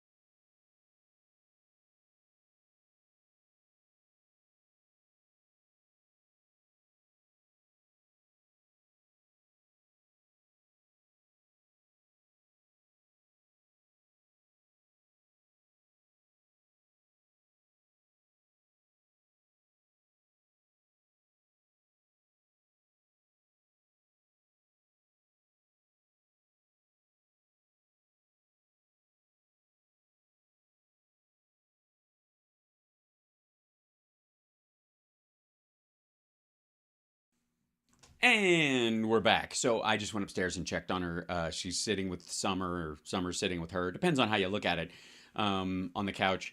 Because like I told you, Chud, for those of you who don't know, Chud got home from the animal ER today. And it's a little touch and go. So she's got, her wrists are shaved. She looks full on punk. She looks like she's wearing leg warmers.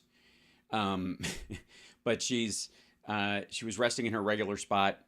She ate. She was purring. I petted her earlier. I laid with her for a while.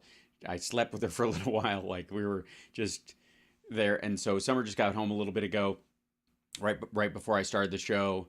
And so she's been sitting with her too, like on the couch. And Chud got up from her normal spot and came over and sat with Summer, which is a good move because that's what she usually does. And there you go.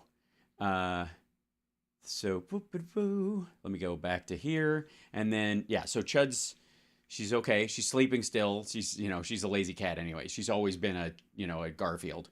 So, yeah. Cyborg humanoid underground dweller. No, cannibalistic humanoid underground dweller. For those of you that don't know, Chud movie. My cat is named after the 1984 movie Chud. Let's see if I can pull a big image up. There you go. See if I can blow this thing up. Yeah, here you go. Get out of here. So, whoops. Pause. It's going to play the thing. Oh, and I got to put my headphones back in so I can actually hear. But I can't have it play the. There you go. So, anyways, this is Chud, cannibalistic humanoid underground dwellers. And the reason she got that name is because she lived under my house in Venice, in LA, and shared that space, by the way, with a family of possums. And so she would just live under there, and I would feed her, and then she would, at one point, the name really came about because I was trying to coax her out with wet cat food, and it worked over time. But literally, she wouldn't, if I was out there, she wouldn't come out. If I put the food out way far, anywhere in the yard or anywhere on the porch, she wouldn't come and eat it if she saw anybody. So I literally at one point was like, at some point she's got to be okay with me or this is never going to actually happen. So I put the wet cat food right at the entrance to the crawl space under the house where she came and went. And then I would sit in the yard about 8 feet away while she ate, all nervous, looking at me, eating, nervous, looking at me, eating, And then eventually she calmed down. And I basically moved it from there out into the yard, onto the porch. It was a process. It took a long time. And anyway, so I nicknamed her Chud because she was eating the food under the house. Yeah. So I'm obviously going to have to remake this movie at some point. Is that where we're going to have to go? Is that how it's going to work? Yeah. Anyways, by the way, hi chat room. You guys are awesome. Thank you guys for the support and the love and the break, because frankly, right now, especially in regards to this show, you guys are my boss. So if we talk about like paid time off and paid leave, and people should be able to, take personal time for things like that, I thank you guys for letting me do that when it comes up. And especially our patrons and our subscribers on Twitch and stuff like that, because that's an ongoing thing. It's a regular thing. So if I have to miss a show, it's not like super chats and stuff where I have to be live for it to help. Also, if you're watching this later, there's a super thanks, I think, below on YouTube that you can also contribute to the show if you're like, I don't watch this live, so I don't know how to. That's one of the ways you can do it. It's like super chat later. But anyways, I want to thank you guys for giving me the time to take care of her. Yeah, Mama Chud. She's Mama Chud's what we call her. Big Mama Chud. So, all right, now let me grab another clip for you guys because I got a story to tell. 1 second. All right, let me go back to here. And also, one more time, can I thank Rob Glenn for helping me work out some of the trickiness of this setup. We're going to do another test after the show today, if I can. And so I'll go another half hour, and then I'm going to sign off so I can do a test for tomorrow's show, because I think we might have solved the guest issue to where it won't wear down my system. Fingers crossed. We'll see. Yeah. So let's do this, because there's a few people that hang around. By the way, you're watching Hal Sparks Mega Worldwide if you're just dropping in. And there's a few people out there that are just kind of like, they're always playing the hits. They don't follow the trends.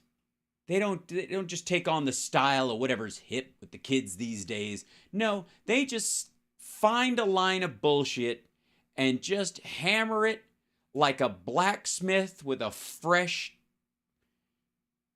cow patty. Just, like just Gallaghering bullshit. That's what they're doing. Just hit it with a giant sledge, and one of these days, no matter, they'll hit that bullshit hard enough, and it'll turn into a sword, and it would be the one sword to rule the land. Okay, this is awesome though. So we've had the Cyberama, we've had his shit's definitely gonna get in front of the Supreme Court. Remember that months ago? Where'd that go? It's on the shelf right next to Trump's infrastructure bill, his taxes, and his healthcare plan. So it's in the library that just says 2 weeks. Opens in 2 weeks. The door's always locked. Lindell, all of his this is the evidence that's going to change everything. And I don't know if this has anything to do with him looking dubious right out of the fucking gate. That's Brandon House. He's the guy picking this dickhead's pockets all the time. So even though he's gross and terrible, since he's doing it to this guy and this guy's giving it to him willingly, that sounded weird. Fuck him, I guess. I'm not going to step between, if you're calling old people and tricking them into giving you their social security number, then I think you're a criminal. This guy's supposed to be super smart and he knows business like nobody's business. Yeah. And so if he's getting rolled by this dude because he wants to, fuck him. I don't care. Am I supposed to run interference for every gullible asshole with millions of dollars who wants to be, frisked and roofied by, every wannabe, TV presenter that comes along? Fuck that. All right, so here you go. This is fun. The reason this is fun, and the title of this is good. This is good. We had promises in the dark, and of the Cyberama and the evidence and Arizona and blow the lid and Supreme Court, but nothing, ladies and gentlemen, will get you ready for Mike Lindell, Election Crime Bureau, coming soon. Mike Lindell, I shit you not, announces the Election Crime Bureau coming soon. He's starting his own Election Crime Bureau. Fucking hell. Just, Do you know what kind of an asshole you have to be? This kind. The kind with a mustache. We have a new platform that's going to come out. I'm going to make an announcement here. You're going to nick an announcement? Great. The name of it, anyway, when this gets out, it's called the Election Crime Bureau. Bureau. Oh, okay, that's different. I was expecting the Election Crime Bureau. Hold on one second. I'm just going to check something.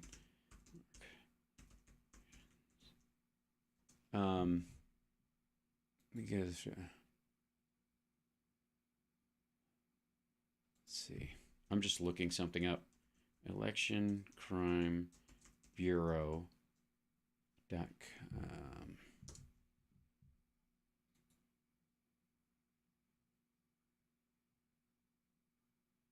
Whoops. Back up.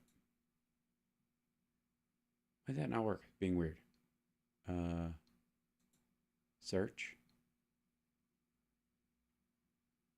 Oops. Hold on one second. I like, why is the site not working? What's wrong with you? All right. Domain and domain names. Okay, here we go. Let's go to here. Oops.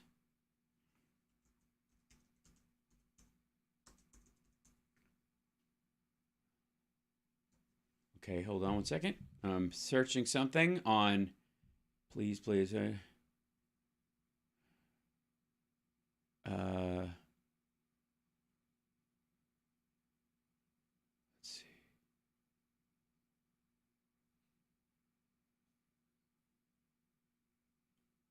Okay, hold on one second. If I may, I'm gonna. Quick. I got to do this quickly. It's an emergency. Wait 1 second.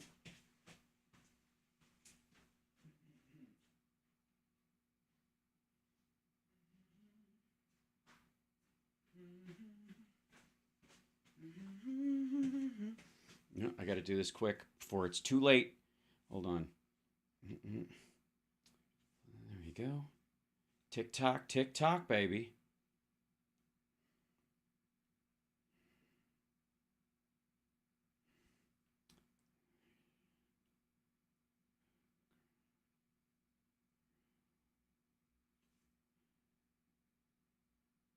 There we go.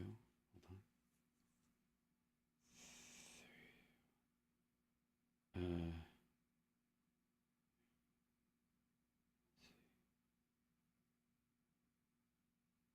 Rats, it was too late. Just happened. Hold on. I was gonna, let's see. I could get .us. That's funny.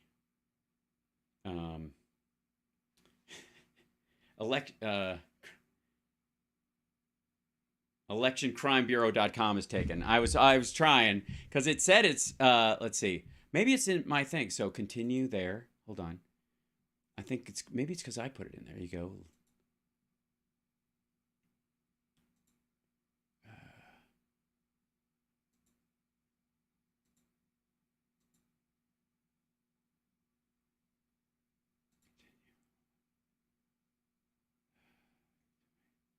One second. No thanks. Continue. After 1 year. Start hosting. Then monthly. Remove. Hold on 1 second. Remove. There we go. PayPal. Give me a second.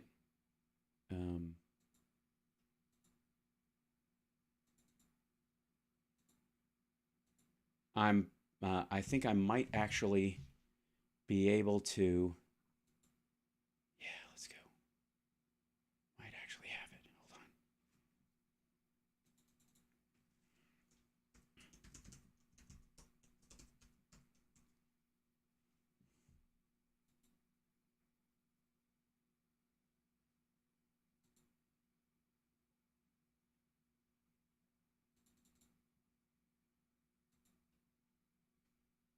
on.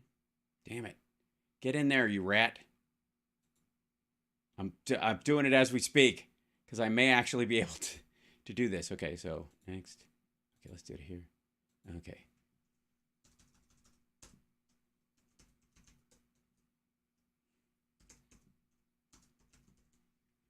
I'm fighting again. I'm running against the clock. Let's see. Next. Okay, there we go. Now it's it's sending it to my phone. Hold on. Whoops, what was that? Message. Give me a second, guys. It's happening live. Hold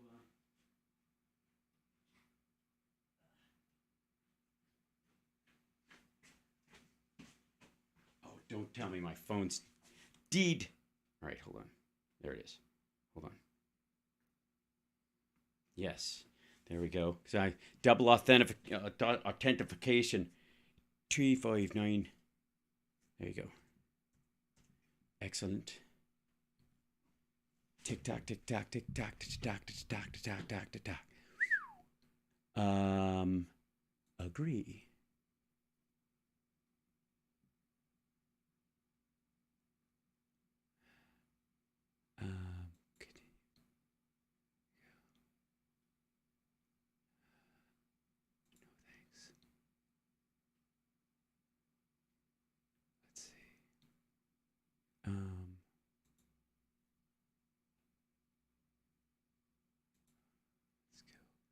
To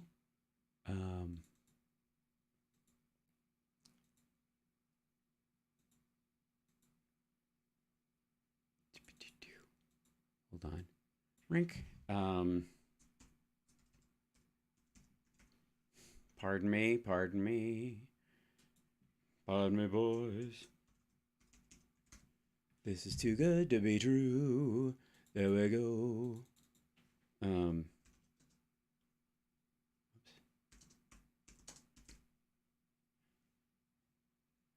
Dink.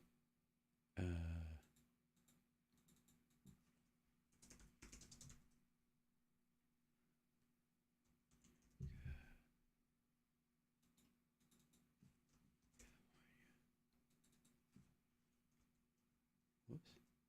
So, hold on one second. Almost there.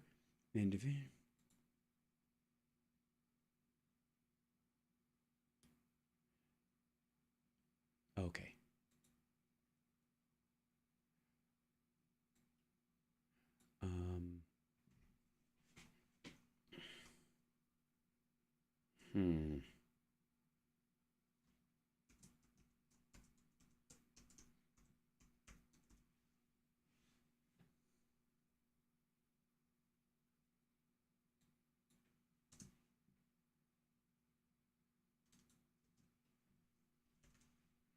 There's always something slowing it down. Okay, 3, 2, 1. Come on now. Oh, it's going to say no password. You bastard. I'm trying to do something before this becomes a thing. And da da da da da. Come on. Do it. Yes, save. Your view details. See if I can show you this. Yeah, I'm now the owner of electioncrimebureau.com. Hold on.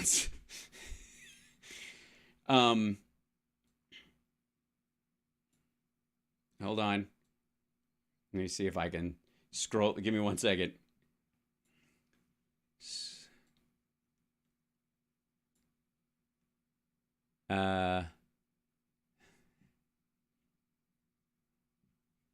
Here you go. Wait 1 second. There you go. Thank you. Your order is complete. You are now the owner of electioncrimebureau.com.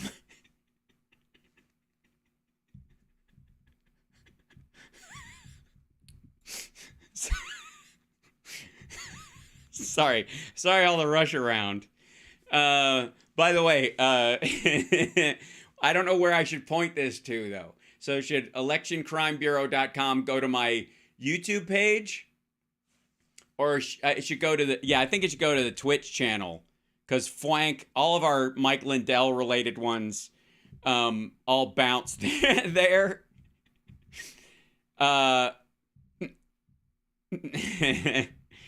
So, yeah.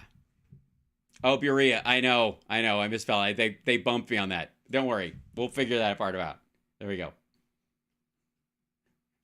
We're fine. Okay, it'll bounce that way. Trust me. You catch the nearest misspelling and it goes through. But that's what I've got that one. So here we go. All right. Anyways, ta-da! I know. Back up real quick. Berea's a place in Kentucky. Doesn't matter. We're fine. It was $9. Hold on 1 second. See if I can get the net. Okay, there we go. We're fine. Okay, here we go. Yes. We're fine. It's the same thing as flank. We're good. Okay. That's what happens when I move too fast. It's so fun. Anyways, okay, here we go. Back to where he was. Election Crime Bureau. This will be an umbrella over everything going on in the country. So we've got everything going on in the country. We'll go through here. Hold on 1 second. While I'm at it. There we go. Back to here. Excellent. Next. There we go. Okay. All kinds of great stuff to show you. We will have reports every day where you can go to. It'll be right here on Frank's Speech. We're going to have. Basically, it's taken. Brandon, imagine you're, back in the day where you had a quilt. Like my grandmother, she'd have these little squares. She'd all sew them together in this big quilt. That's what we got. We've got all great things going on across the country, and now you're going to have it all under one roof, and this is going to be amazing. And but in the meantime, too, I've been. I was with our real president yesterday. We were down. He had an event, a great event down in Mar-a-Lago, and actually seen Carrie Lake down there. She was there too. Mark Fincham. There were a lot of people there. Kurt Olson was there, and we talked. There was a group there, and they talked about great things. There was a lot of people from Arkansas there. So tomorrow I'm going to Arkansas, going to Missouri, going to Michigan, all in one day. These are great. Yes. To do what? Things going on in these. All the states have great things going on. I agree. Football games, people are going shopping again. Life continues. Buildings are going up. Roads are being repaired. It's the Biden boom. But these three are particular that we're going to have great news coming out of over the next week here. So give yourself 2 weeks. If you're a Trumpy, I'd give it myself 2 weeks. Well, I've been working hard on all this, and I just want to get on and tell everybody that keep the faith. They're looking good, and I know they. No, they aren't. Also, where the fuck is he? Well, Mike, you always say that. Well, right. You always say that, and it never pans out. It's true.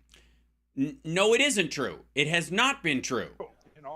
I was just telling people here about that we actually have a place now where we actually show the machines there was no machine fraud, and that was in Florida, the 2022 election.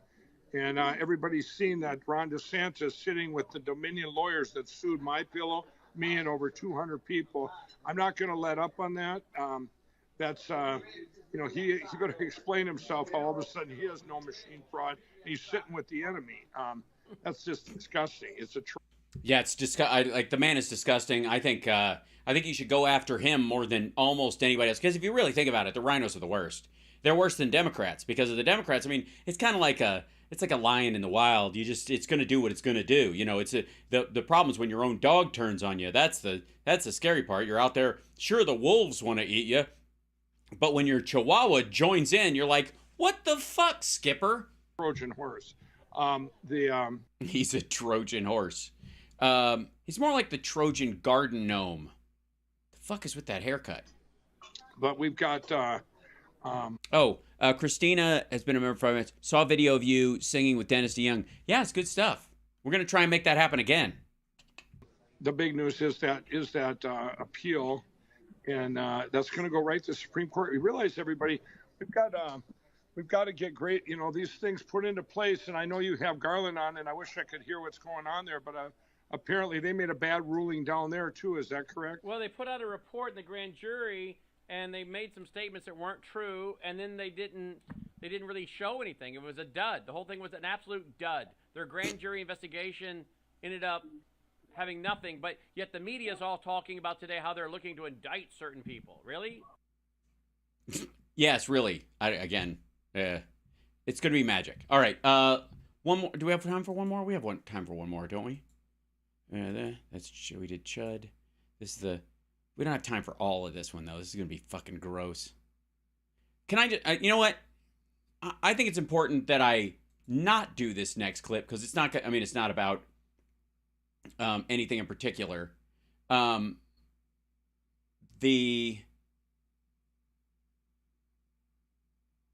Okay, hang on one second, if I may. I've got to grab something real quick, and then we're gonna have to look at this one because I don't know what the shit. Can I show you something? Anybody who watches the morning show or even the afternoon show?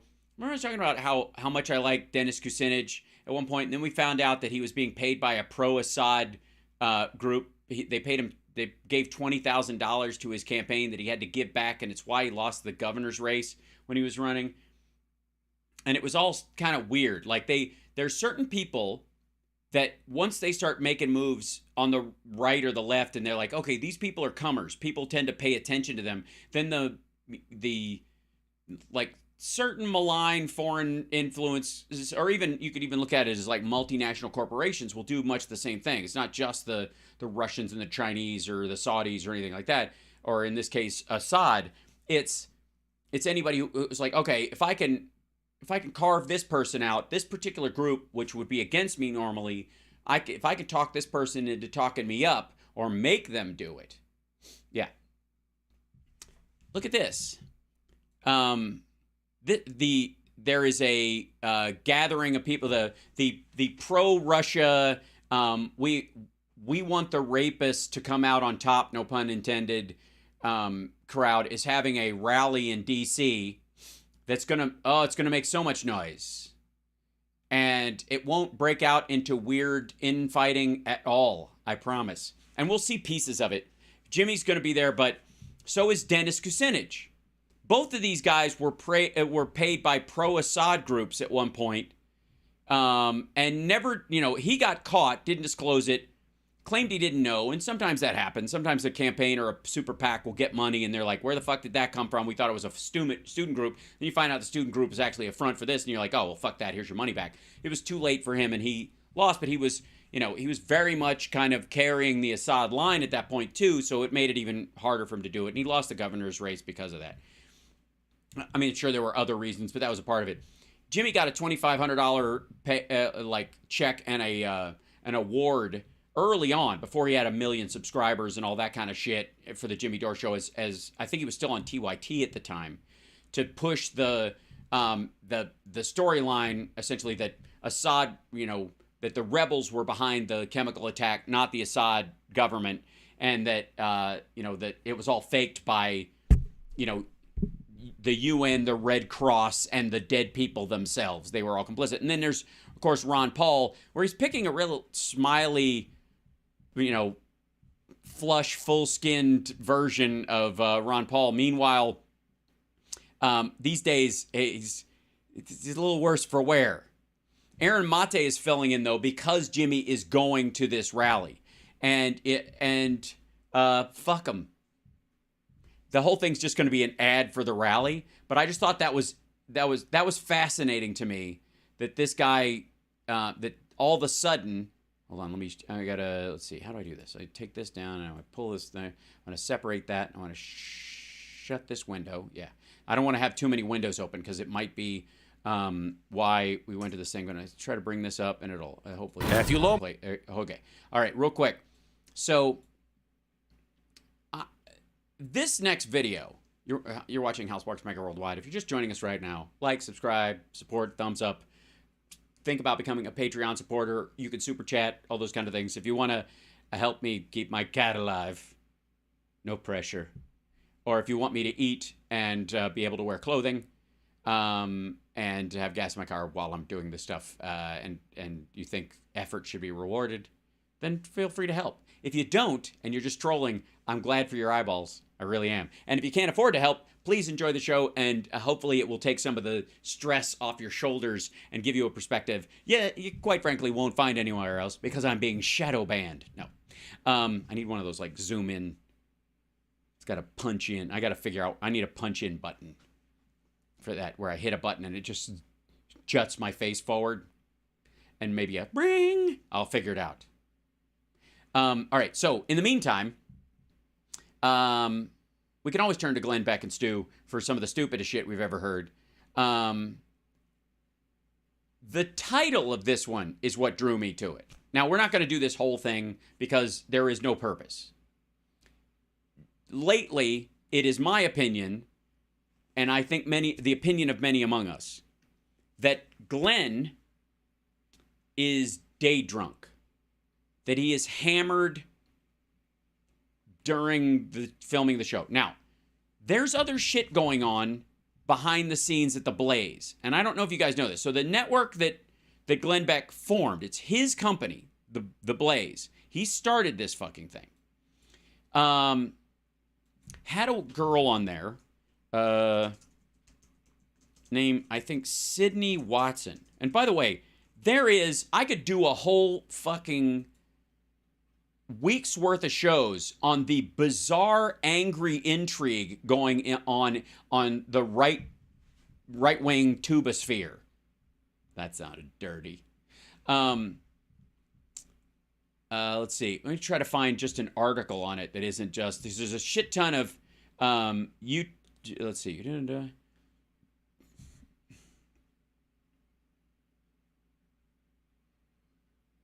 Bloomberg Law. There you go. Yeah, okay. So here's an article on it, so we don't have to jump into this. This is so Sydney Watson is, I believe she's Australian. I'm fairly certain she's Australian. She's a right-wing female YouTuber that got pulled into the Blaze and became a regular. Did a show in there, and you know, the energy of it was very like Jenna Marbles. You know, she'd wear a wig and talk to herself, like standard run-of-the-mill production value for a YouTuber or whatever. But the Blaze brought her on as one of their regulars and then had her co-host a show for a short time. And then this happened. Now, when this happens to a right-wing organization by a right-wing member of their staff, you know it's got to be horrible. Because any woman who would work for the Blaze or whatever has definitely got to have boys are going to be boys, minimum amount of thick skin just to fucking hang out at a place like that and be treated like shit on the regular because they somehow, I guess, believe it. Or at some point, maybe they just, the flavor of Kool-Aid or the money was so good that they just figured they could live with it because it was really just all in good fun and blah, blah, blah. The Blaze accused of sexual harassment bias by a female ex-show host. And this is, let's see, yeah, I've got to get a full article on it, blah, blah, blah. Okay, if you look at it first up, most of it will come up as YouTube videos. Sydney Watson sues the Blaze media because this guy, Elijah Schaefer, was mean, gross, and sexually harassed her and yada, yada, at work. Yeah. And there's a ton of right-wing reaction to this happening. There's videos all over the place on YouTube. I've seen a bunch of them because I watch a bunch of these people to see where these talking points fucking come from. Here's the Daily Beast's article on it. This will have some clarity and we'll probably get to see the actual article part. Yeah, Glenn Beck's media empire. This is her. So this is Sydney. She says right-wing star Elijah Schaefer was often drunk on set and sexually harassed her. Now, she's not the only one saying that Elijah Schaefer was drunk on set. He was drunk on the regular. And it became an embarrassing conversation point on Tim Pool's show and all these other stuff. Because this is, like I said, this is being hashed out. I don't even think do you guys even fucking know the shit show that is right-wing YouTube right now? Between Crowder and the Daily Caller and their back and forth, or the Daily Wire, and their contract dispute shit, which broke off into all these little fiefdoms, and then this, with Sydney Watson suing the Blaze, and then, what was the other one? There was another, Elijah Blue, Eliza Blue. Okay, so, why don't we just pull this up for a second? If I may, let me put this over here, grab this over here, and let's see. I'll go to here. Let's see.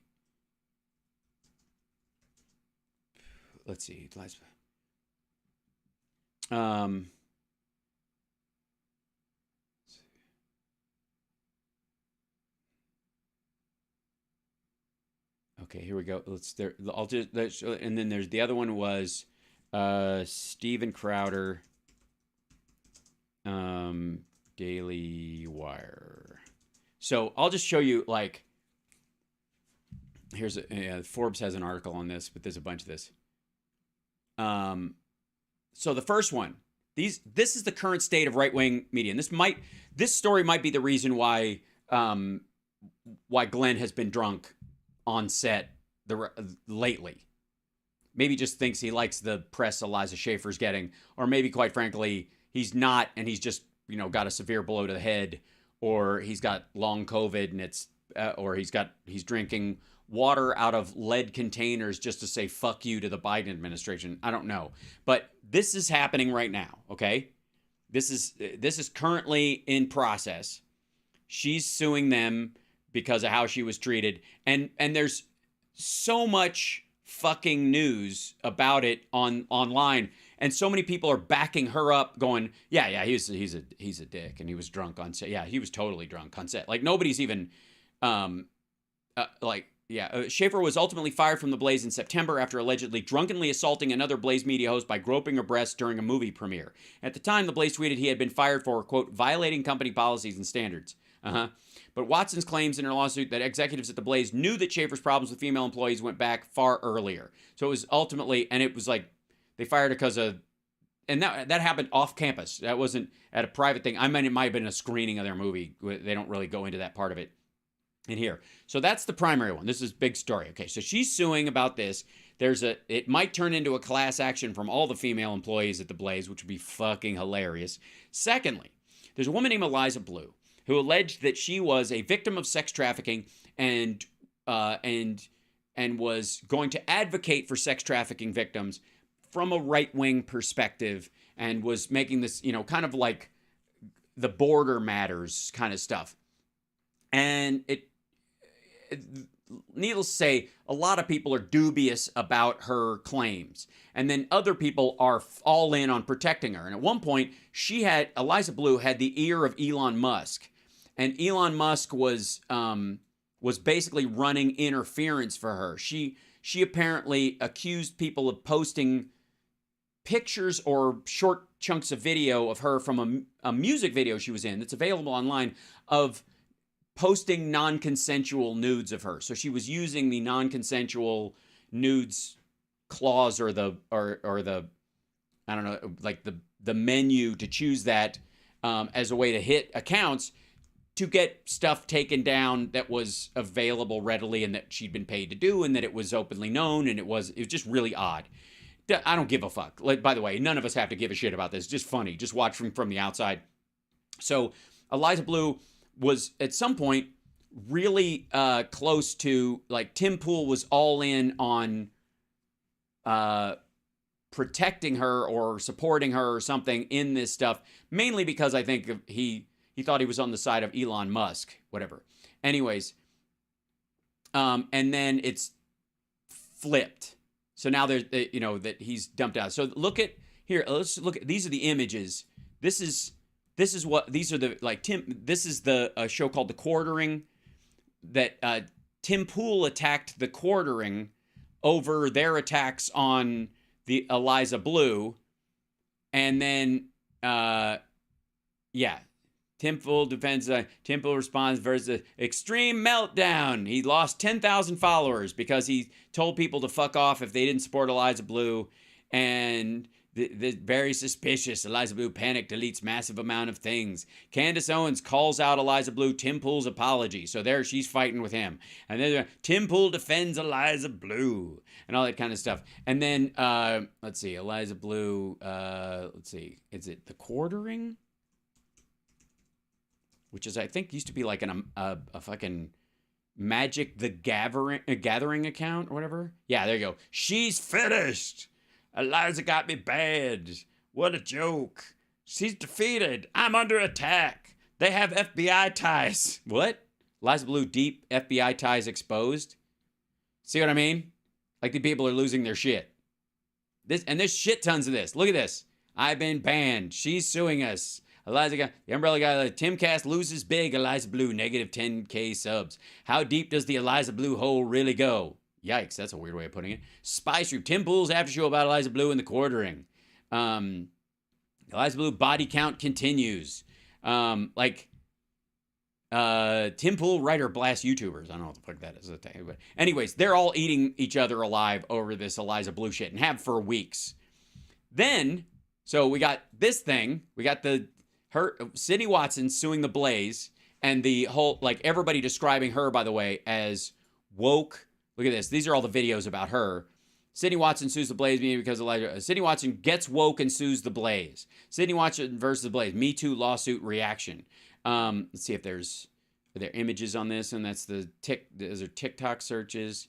Let's see if I'll just look at the images because you'll see the thumbnails on this. This has been going on for a while now.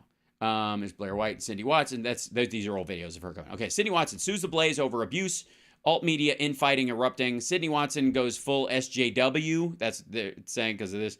Because how dare you actually stand up for yourself? Sydney is finished. Tim Pool and Sydney and Baphomet and Elijah. What the shit? Suing, obsessed with dick. I don't know, whatever. Sydney Watson sues the Blaze. Sydney Watson sues the Blaze. There we go. They're on it. Here you go. And this is a show that they were on regularly. These two, they put her on a show with this guy. Pretty sure. Yeah, that's him. With Elijah Blue. And that's, or Elijah Blue. Elijah, what's his name? Anyways, just fucking terrible. So yeah, there you go. These two. They made them do a show together, and they did a show called You Are Here. It's like a podcast. And one of the guys, this one guy came on and just like cussed her out and was a complete asshole. And the idea was that, her co-host didn't come to her defense. It's just average shit. They had him on. Like, that's the kind of show we're talking about. So, like, again, to some degree, boo fuckity who. You're complaining about fleas, and you're surrounded by dogs. Then, third story. Ben Shapiro and Steven Crowder are in the midst of a hilarious feud. So, the Daily Wire was trying to get Steven Crowder to join. And he's got a big media empire at this point. He's growing his own Alex Jones, cul-de-sac of right-wing, I don't know if it'd be like a confirmation bias bubble that you can go live in, like an igloo. And they were like, he's making some big money. Maybe we could roll him into our thing, and we'll because we've got all this reach and this secondary money, we can, we'll make a deal and kind of bring him under the fold and offer them. And he apparently thought that the deal was like dangerous and full of shit and blah, blah, blah. And then we mentioned it a while back because it came up. But it's just all ankle biting all the fucking time. This is, if there are three main groups of right-wingers on the web that we deal with like regularly, as far as you see their talking points, whether you know where they came from or not, they came from the Blaze and Glenn Beck shows and the other shows off there. Tim Pool and the Quartering and those guys, and the Wire, the Daily Wire, and Steven Crowder. They are the upstarts of the entire right wing foundation going forward is like crumbling. It's so they hate each other. It's hilarious. And by the way, if anybody wants to compare this to like my problems with the Young Turks or Jimmy Dore, for example. Okay, first of all, I never claimed to be on the same side as those guys in terms of strategy or whatever. Like, we're all pulling together, right, guys? I was on the Young Turks once, ages ago. Never on Dore Show, never, why would I be? Never was on a segment where he was there because it's just like gross. So it's not surprising that that people go, oh, there's some of that stuff going on. No. Because here's the thing. All my problem with them is about them being anti-voting, is them stopping, demoralizing people, creating nihilism where they stop people from voting. It is a tactical and strategic and, I believe, moral disagreement that I have with them as people. That's not what's happening with these assholes. This is all just, in the case of this one, this is all just bullshit contract where they're trying to eat each other, and one of them's like, I'm too big for your fucking mafia. This stuff is just, people knocking boots and fucking around. The Eliza Blue stuff with Tim Pool and the quartering and all this stuff is straight up fucking high school. And this, the Sidney Watson stuff is someone working at a place that touts that there's no such thing as sexual harassment, essentially getting sexually harassed and then trying to, salvage your career after the fact.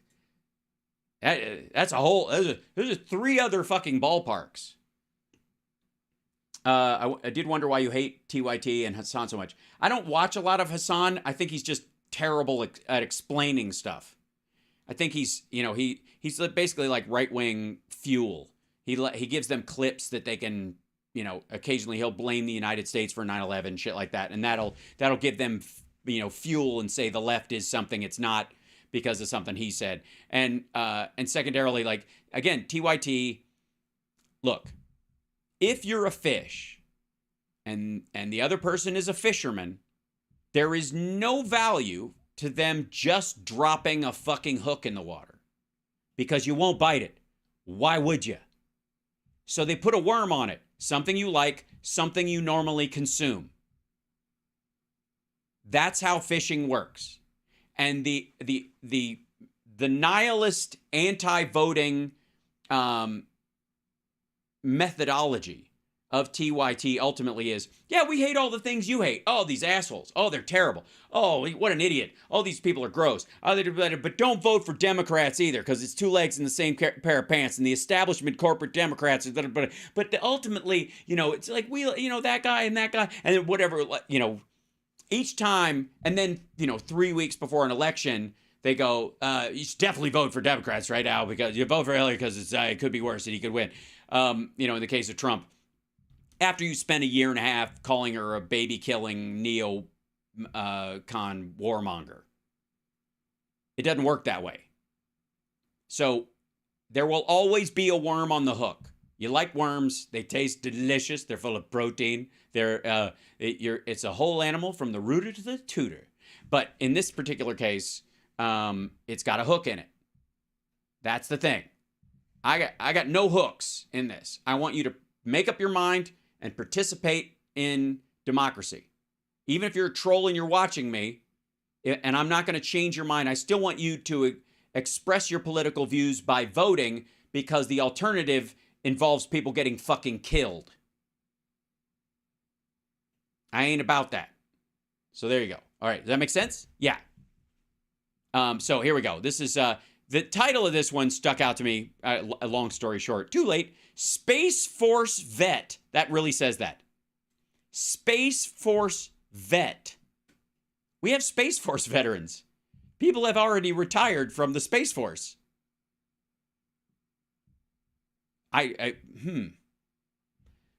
Cool. I suppose you can. China spy balloon is great timing for Biden. That's very suspicious. So they're doing it. So the Chinese are helping. This is how it's the laundromats. It's the laundromats. Yeah. So we're not going to watch all of this. I just wanted to see what this nonsense is. Meyer is on with us. Hello, Matthew. How are you?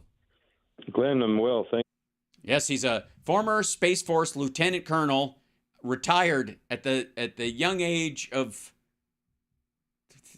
38. Thank you. It's good to talk to you. Now, I should say thank you, first of all, for your courage. You had a nice position as a lieutenant colonel at Space Force, and you came out and started talking about the dangers of CRT and what was being done by the Pentagon, and they didn't like that very much.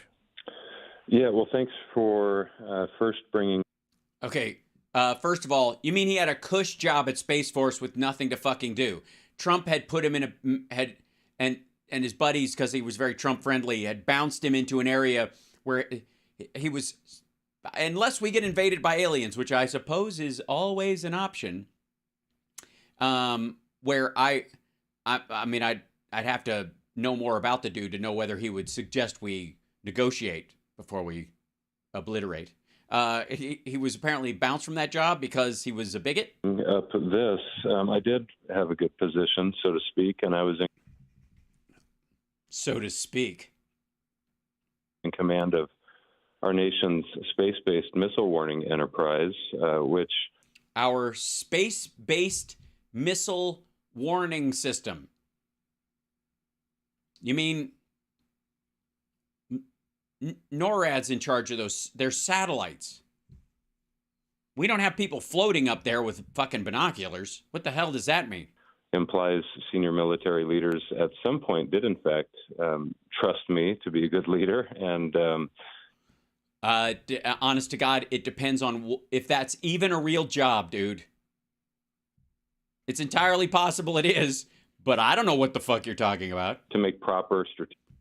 Oh, thank you, Dawn. I appreciate that. Yes, Chud is doing all right. She's asleep upstairs. I will be checking with her right after strategic assessments and whatnot. But the fact is, I didn't just write an expose or a book that I then made public without first bringing up some of my concerns with senior military leaders themselves. The entire chain of command of the Space Force had been aware of what should properly be characterized as overt left-wing political talking points, anti-American sentiment in the military workplace. And I was bringing that to their attention, which included Marxist-rooted critical race theory in the form of what we call diversity and inclusion trainings. All right, so again, this is one of those things where diversity and inclusion training is CRT is Marxism, because the idea is that everyone's equal, whether they're equal or not. Instead of, we have some folks coming in that look different from you, and you can't refuse to serve next to them. And if you're if you have a hostile working environment in very tight quarters all the time, you're gonna have to get over that shit. So part of your training is, you know how you have to do more push-ups in the military than you would normally have to do in real life? Yeah, same shit. There's some discomfort because it's outside your normal action zone. If it isn't, let's say you're a dude who rolls in, you can do 200 push-ups fucking at the drop, and they only ask you to do 100, you're going to twiddle your thumbs during that training, aren't you? You're going to sit there literally like, dunk. But if you can barely do 10, like, or barely do 5, I guess, like Bill Murray in Stripes, you know, that's definitely it's gonna be a bit of a challenge, is it not? Same thing with like diversity training. If you already get along with people, you're gonna go, this is fucking okay, I have to go through this. If it's really a stressful thing for you, maybe it's because you need it more than other people. Maybe you do harbor a bunch of other shit, and that stuff will pop up its ugly head while you're in the middle of a fucking emergency. And you're not allowed to do that because you're fighting for every American, whether you like the look of them or not. It's a special gig. But they agreed with me that it was a big problem. But the fact is, who are you going to hold accountable for it? Are we in the proper climate that we've created for ourselves to hold some of these activists accountable? And apparently, what do you mean? And again, what is holding activists accountable? Activists will present a path or and maybe even extreme version of things, but you might be able to take, okay, look, we're not going all the way that way, but some of this might actually help. And so you incorporate that in. That's usually how it works in big corporations, in the military, in the government, and that kind of stuff. We're not going like straight down the road with anybody who suggests a brand new plan for life on Earth, but there might be a couple of things to learn that might ultimately be helpful, and we'll incorporate a few of those things in. That's essentially what this guy is bitching about. The answer was no, we weren't in a position to try and hold them accountable. We were afraid. And so that led to a formal written Inspector General's complaint, which was dismissed right during the election season, in fact. And so I wrote a book about it. I was in a unique position in uniform to see what was happening within the Space Force. Dude, you probably had like 25 inclusion and diversity training sessions because they didn't know what else to do with you guys. Ranks of the military and how divisive that ideology can be. I've often said what Marxism does to someone in China, it will do to an American. Well said. First of all, full disclosure, I happen to think Marxism is garbage, and Marx was a bigot and an asshole, and the entire premise that socialism or communism can only work after industrialization means that it can only survive on the kill of capitalism. Like capitalism being the hunter takes down the elk, and the only way you can survive is to eat off that elk and claim you're a vegetarian because you didn't participate in the killing of it. And the eater of a vegetarian is a vegetarian in this idea. It's fucking stupid. It's ridiculous. Marxism, socialism, capitalism, those systems were all the names and what we expect from those ideologies were built when there were less than 2 fucking billion people on the planet. We're a whole different planet now. So we need updated ways of expressing the way we allow people to strive and get ahead and show their best, and make sure that there's a safety net for people who can't help but be left behind in certain circumstances. And then we got to work out the gray area in the gooiness of life. But the idea that socialism or communism can only come to be, because communism can only come after socialism, and socialism can only come after capitalism has industrialized an area. That was Marx's philosophy on there. Is stupid. It's idiotic. If you have to wait for your system to work after someone else's has worked, your system doesn't work. It's not a system. It's a barnacle. A barnacle is not the whale. And if it needs the whale to survive, it can't call itself a fucking whale in waiting because it swims alongside it. It's stupid. Plus, Marx used the N-word a lot. He also used the N-word to describe Jews in a way that he couldn't just be anti-Semitic. He also had to tack on what he thought was a subhuman race to make Jews look even worse in his correspondence with Engels. It's awful. Just get out of here with that nonsense. Period. End of conversation. You can't call yourself a vegan if you spent your entire life, you became Arnold Schwarzenegger eating nothing but like beef and lamb and fucking alligator, and you get all muscular and you go, I am muscular because I am a vegan. When did you become a vegan? 3 days ago. What happens if your muscles start to wither? Well, obviously I'll have to go back to being a carnivore during that time. But in my mind, I'm still a vegan. Like, it's stupid. It's childish. The argument is fucking childish. Now, these guys will take Marxism, because it does fail on those points, and pepper any social support system with it, because socialism, social security, they will, because of the words attached to it, they will align them, even though Social Security, first of all, you pay into it. It is simply a form of insurance, which falls under the realm of market endeavors and capitalism on its base. Secondarily, it is where we do support it on a governmental level, it is through elected representatives guiding tax policy. That's not socialism at all. That's democratic taxation. Taxation with representation. We put representatives in there that represent the values of society, and the values of society when it comes to Social Security is that old people shouldn't have to die starving to death eating cat food because they can't work anymore, or keep working past their fucking back, after their backs were broken from labor all their fucking lives. Social justice is a well-meaning phrase that means nothing.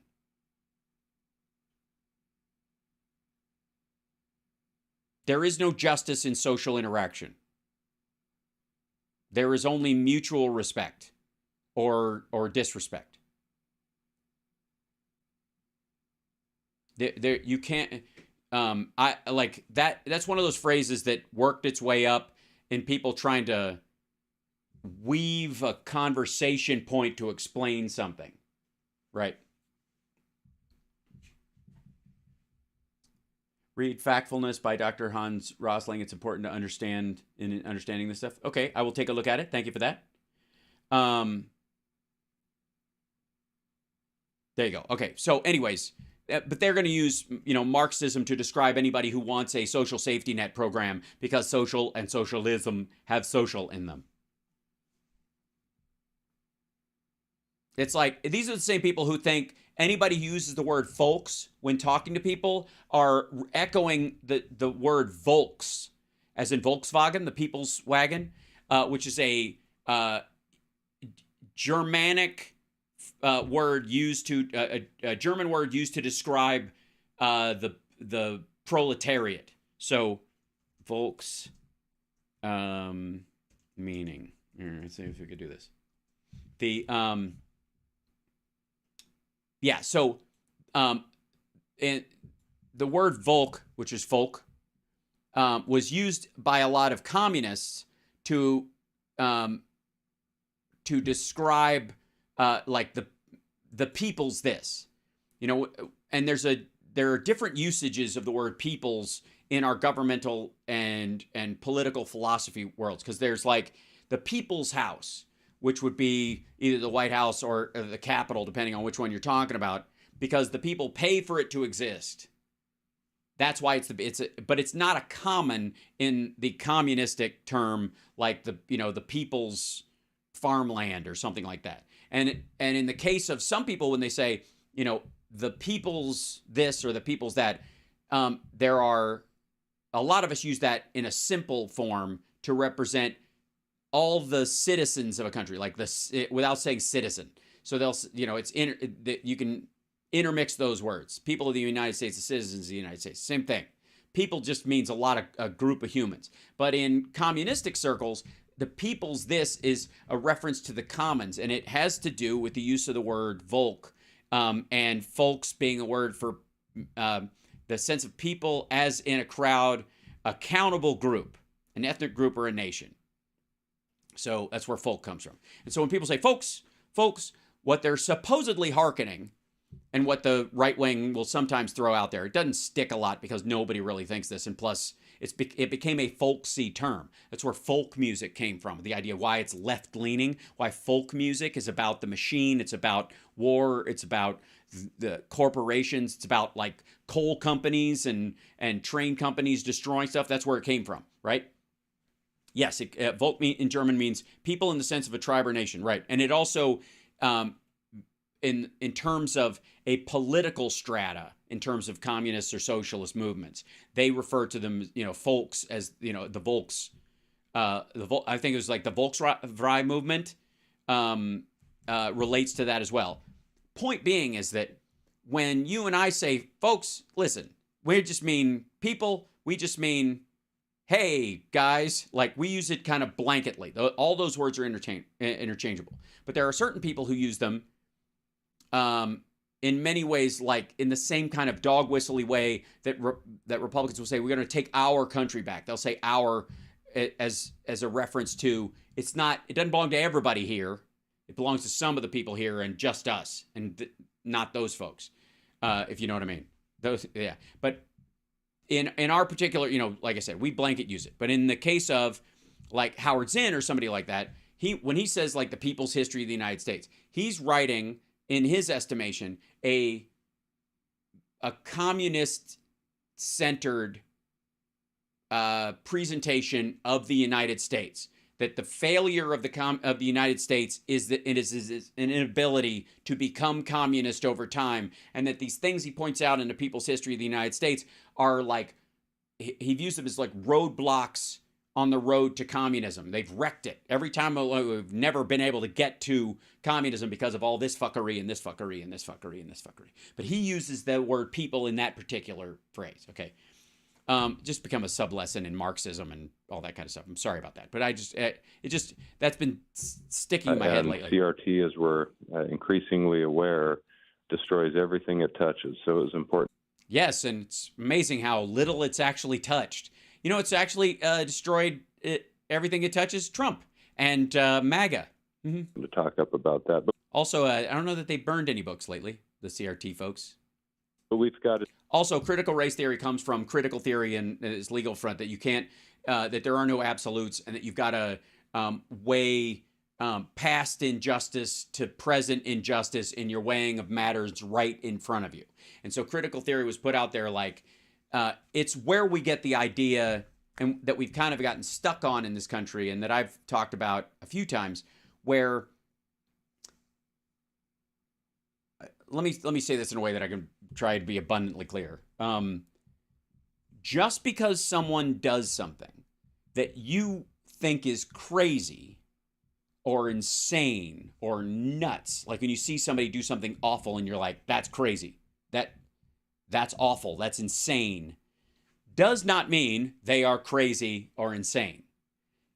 You would view it as crazy or insane because it is so out of the realm of anything you would do. But the fact that they're doing it isn't always and solely based on the idea that they have past mental damage that has caused them to do this. CT in its original form is largely based on this this idea that that every murderer is insane. It's just a matter of degree, because it's not sane to kill someone. And the reality is that insanity is based on an uncontrollable impulse. In that regard, like you could have, if you were healthy, stopped yourself from doing this thing, but you're not healthy because your impulse drove you to do it, whether you even schemed about it for a good long while, but the moment you actually did it was because you couldn't beat that impulse and you just went ahead with it. Now, there are people who do that, people who are clinically insane and have porous prefrontal cortexes caused by any myriad of things, from drugs to lead poisoning to all kinds of stuff. But there are also people in the world who have found a way to meet their needs at the expense of other people. Auschwitz guards were not insane. They were aware of what they were doing, and they perceived what they were doing as a way of meeting their personal needs. Not just, if I don't hold this post, my boss might kill me because we have to fight in a war, but also they got some enjoyment out of it, that they felt that they got physical, sexual, or personal ego pleasure out of that outweighed the pain they saw in another person. And it wasn't because of a mental defect or a history of mental illness on their part. It was because at some point in their life, a certain need had not been met, and they found a way to meet it by being fucking evil.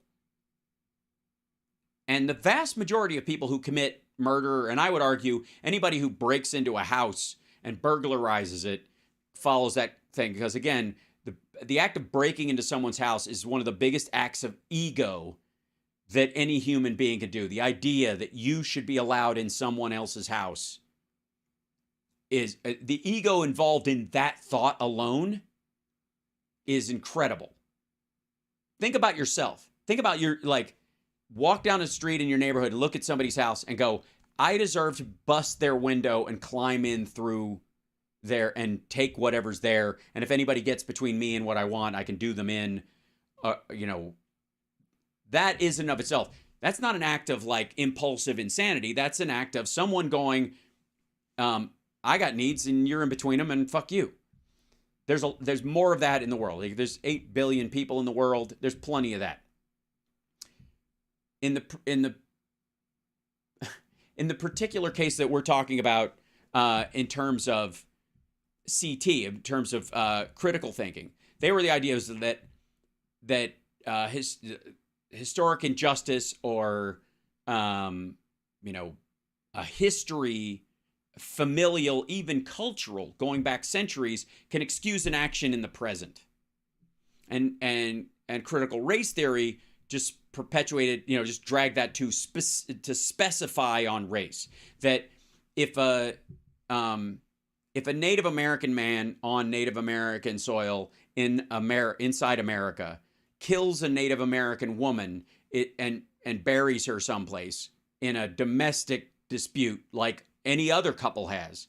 It's not because he's an asshole murderer and he killed a woman and buried her so he could get away with it so other people wouldn't find out.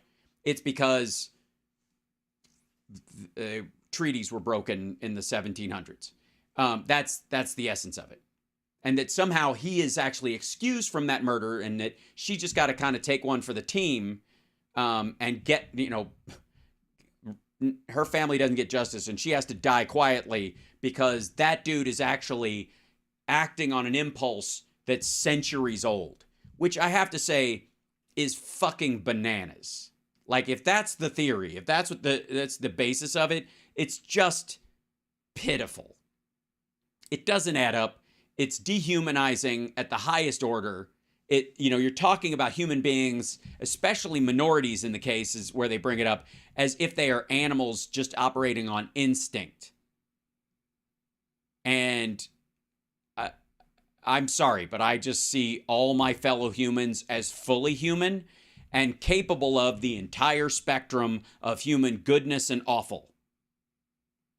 And over time, through their own choices, they decide for themselves whether they had good parents or bad parents, whether they were abused or whether they were raised in privilege, to choose the life path in front of them to be as good to as many people as they possibly can, or to be as awful to as many people as they can. And that is their own choice.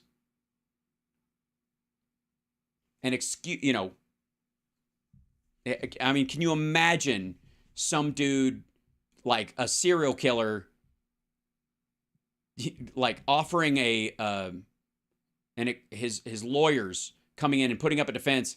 Yeah, but Your Honor, you understand, and ladies and gentlemen of the jury, he's Irish, and the potato famine followed by indentured servitude in the beginning of the United States, and the use of Irish slurs throughout New York and Chicago for decades before he was born are largely responsible for why he murdered prostitutes for 12 years. Like,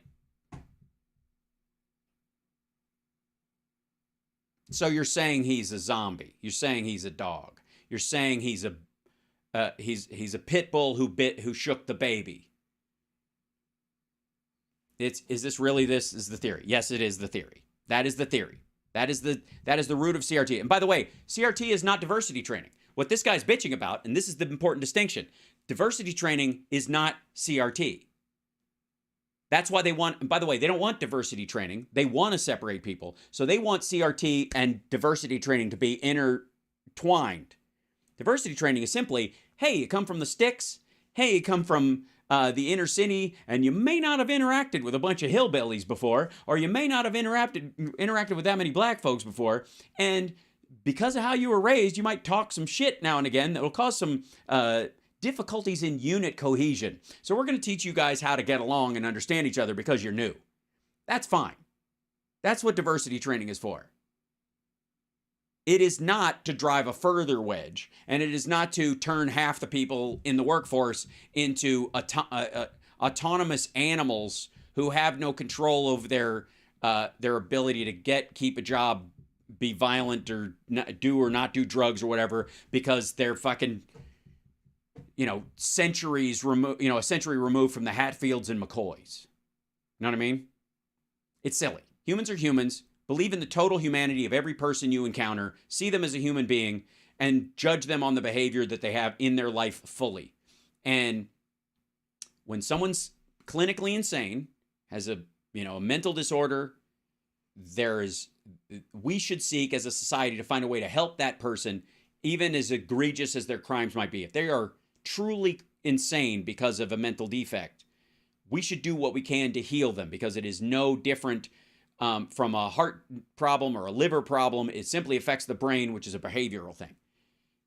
But just because somebody does something that is cruel and unusual and violent and sickening to you does not mean that it's caused by mental health or because they had a shitty upbringing or their singular abuse or whatever. Freud's an asshole, and that was never found to be the case. And a lot of people have those similar situations and grow up to be actors and comedians. They grow up to be counselors. They grow up to help people who've gone that way. The ones who don't are the ones who, along the road, took their experience and went, hey, I can take that experience.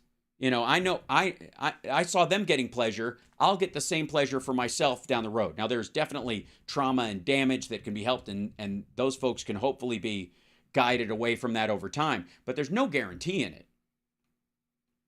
And some folks just have found the magic key to getting their six basic needs met through being a terrible human being. Nazism as a force was not created by mass mental illness. It was caused by a large group of people getting their needs met through the worst kind of human violence. Same with the thing with the Mongol hordes invading Europe that we talked about ages ago. Those guys weren't mentally ill. They were raised and taught in a system that said this is how you get your needs met, but they also agreed. They found that to be true. The ones that didn't find that to be true got on their horse and ran off to another country and seeded a family far, far away, or they died because they wouldn't fight or something like that. Anyways, sideline. Anyways, back to dickhead from, as you've mentioned, bigger Space Force concerns on the horizon and happening in the country at the moment. Well, before we leave this subject, today I found out that the recruiting for the military is down 25% off goal. And I saw what the military... By the way, that's fairly regular. Military said. They said, that's because the youth, they just, they don't see the military as relevant. Really? How come all of a sudden, after Afghanistan and after the CRT nonsense... I see. So 20 years of Afghanistan... and multiple presidents trying to get us the fuck out of there. And Biden finally does. And also, by the way, when he means after Afghanistan, he means the 13 soldiers that were killed getting out of there, not the 20 years of dragging on bullshit that our soldiers were trying to do honorably while they were over there in the midst of a monstrous situation. Your recruiting went down through the tubes. Went down through the tubes. That didn't play a role? Well, yeah, one of Well, Space Force obviously has got too many people in it because this dude they broomed him at a young age. Obviously, a lot of people are looking for those cush jobs. the things, it's easy to tell at a glance at any given moment how our recruiting efforts are doing, but what it's not easy to assess real time at a glance is how our retention efforts are doing, and that's often left out of the headlines. But also, by the way, one of the reasons why military recruiting is down is because there are more jobs available. Lots of them. When unemployment gets this low and there are still that many jobs available, people don't have to join the military as their only option to go to university and the like. That's the percentage. Probably about 20% of people who join the military on the regular, as far as what their goal is, come from a group of people who don't really have that many options. It's a really good option for them to get a career and all that kind of stuff. That's what those ads in the 80s and 90s were about.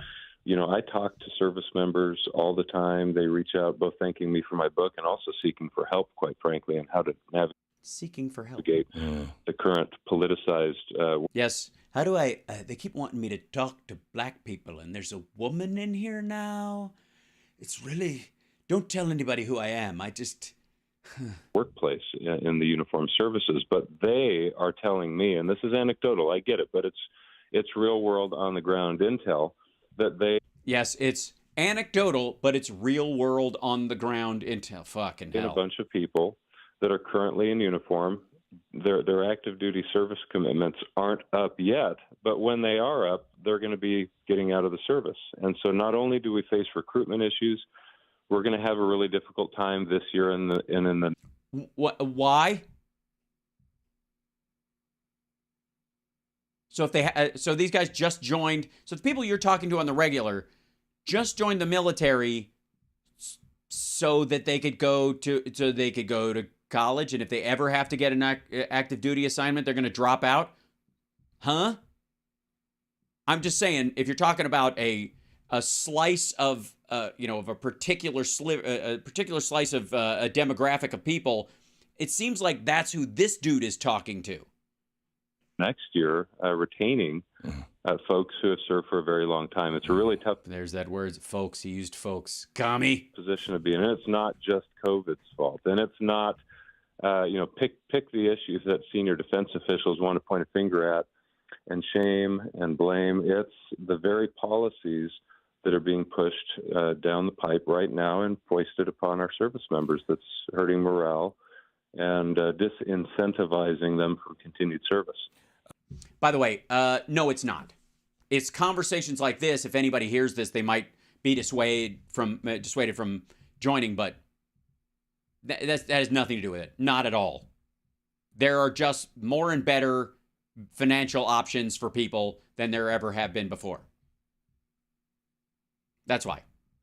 And that will continue, by the way. And at some point, I guarantee this. I guarantee this. And it might be in 5 years, it might be in 10 years, it might be in 25 years. But the U.S. military is going to have a conversation about the fact that Americans' lives are so cush that they cannot sufficiently fill infantry positions at all. They can get pilots, they can get commanders, they can get officer corps and that kind of stuff. But as far as grunts doing grunt shit, there just aren't people available to do it. So we're going to have to move to robots.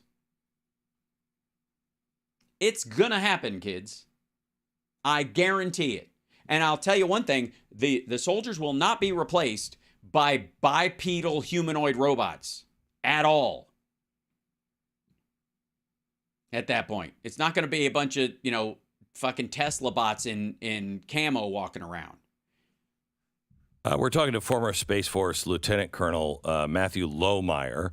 You can find him at MatthewLohmeyer.com or follow him on Twitter at Matthew Lohmeyer. I want to switch now to... I can't find him at superspaceforce.org. To the balloons that we've had. Oh, my God. Thank you. Someone from Space Force to talk about shit that happens in the air. This is how dumb Glenn Beck is. I'll be here all fucking night. This is how dumb Glenn Beck is. Glenn Beck has someone from Space Force to talk about things that have nothing to do with space. That's right. I don't know if you know this. Maybe Glenn doesn't. But our atmosphere, the part that ain't space, is full of air. And so, outside of it, you would have Space Force. Inside of it, you would have Air Force. That's right. And Air Force would handle all the things that were in the air, and Space Force would handle all the shit in space. It's kind of like the CIA, FBI. FBI is inside the United States, CIA is outside. But specifically, Glenn Beck is having on someone who was in the Space Force, but was sick of having to be taught to deal with minorities around him and women, and therefore was discharged for being an asshole or chose to get out of there or negotiated his exit so it wouldn't look as bad as it was, so he could write a CRT book and sell it to dickheads like Glenn Beck. And Glenn Beck rewards him by bringing him on as a former member of Space Force to talk about things that are in the air, specifically balloons. Now, space balloons? I don't know. Are there space balloons? I'm just saying it would make Star Wars really fucking boring. It would look like a cross between Star Wars and Mary Poppins. Just chim chimney, chim chimney, chim. Like, oh God. Why? Why in the world? Why in the hell? Yeah, let me jump in and say bye to the chat to you guys, because I this is just the voluminous dipshittery. Yes, and the old racist force has been retired. Yes, they don't. I'm feeling Malcolm is coming on your show soon. I think so too. I'm going to try and get him. I messaged him. I'm hoping to get him on Monday, fingers crossed. And then Jim Stewartson, who writes a lot about QAnon and Mike Flynn and all that crowd. I'd love to chew his ear about a couple of things. A snow balloon. It's no use, Luke. If you'd have been there, you'd have been killed too. And the droids would now be in the hands of the Empire. Oh no, he's not dead. Not yet, anyway. He's me. Obi-Wan Kenobi. Now there's a name I've not heard in a long time. So, voluminous dipshittery. I'm going to, why Glenn is such a joke. It's true. Thanks, James. I've done better, but I'm a little tired. Well, hello there. Housepark, Carlos Alazraki. Yeah, let's have Carlos on. I know Carlos. Some folks are so close that I think, oh yeah, oh well, of course. I mean, you guys, I always think of people like you see on Steph's show. I don't know, you haven't seen us interact, so that's probably good. Yeah, I'll ask him too. That would be lovely. Yes. Run, Luke, run. Malcolm Nance made Ben Shapiro pee his pants. Yeah, but it was just a little. It's like, because how much can a gerbil's bladder hold? I'm late to the show. How is Judd? You're really late, heavy sleeper. I'm hoping you got some sleep. Please make the window a bit bigger. Oh, okay. That's a good idea. The window for watching the show? It's a good idea. How about, hold on.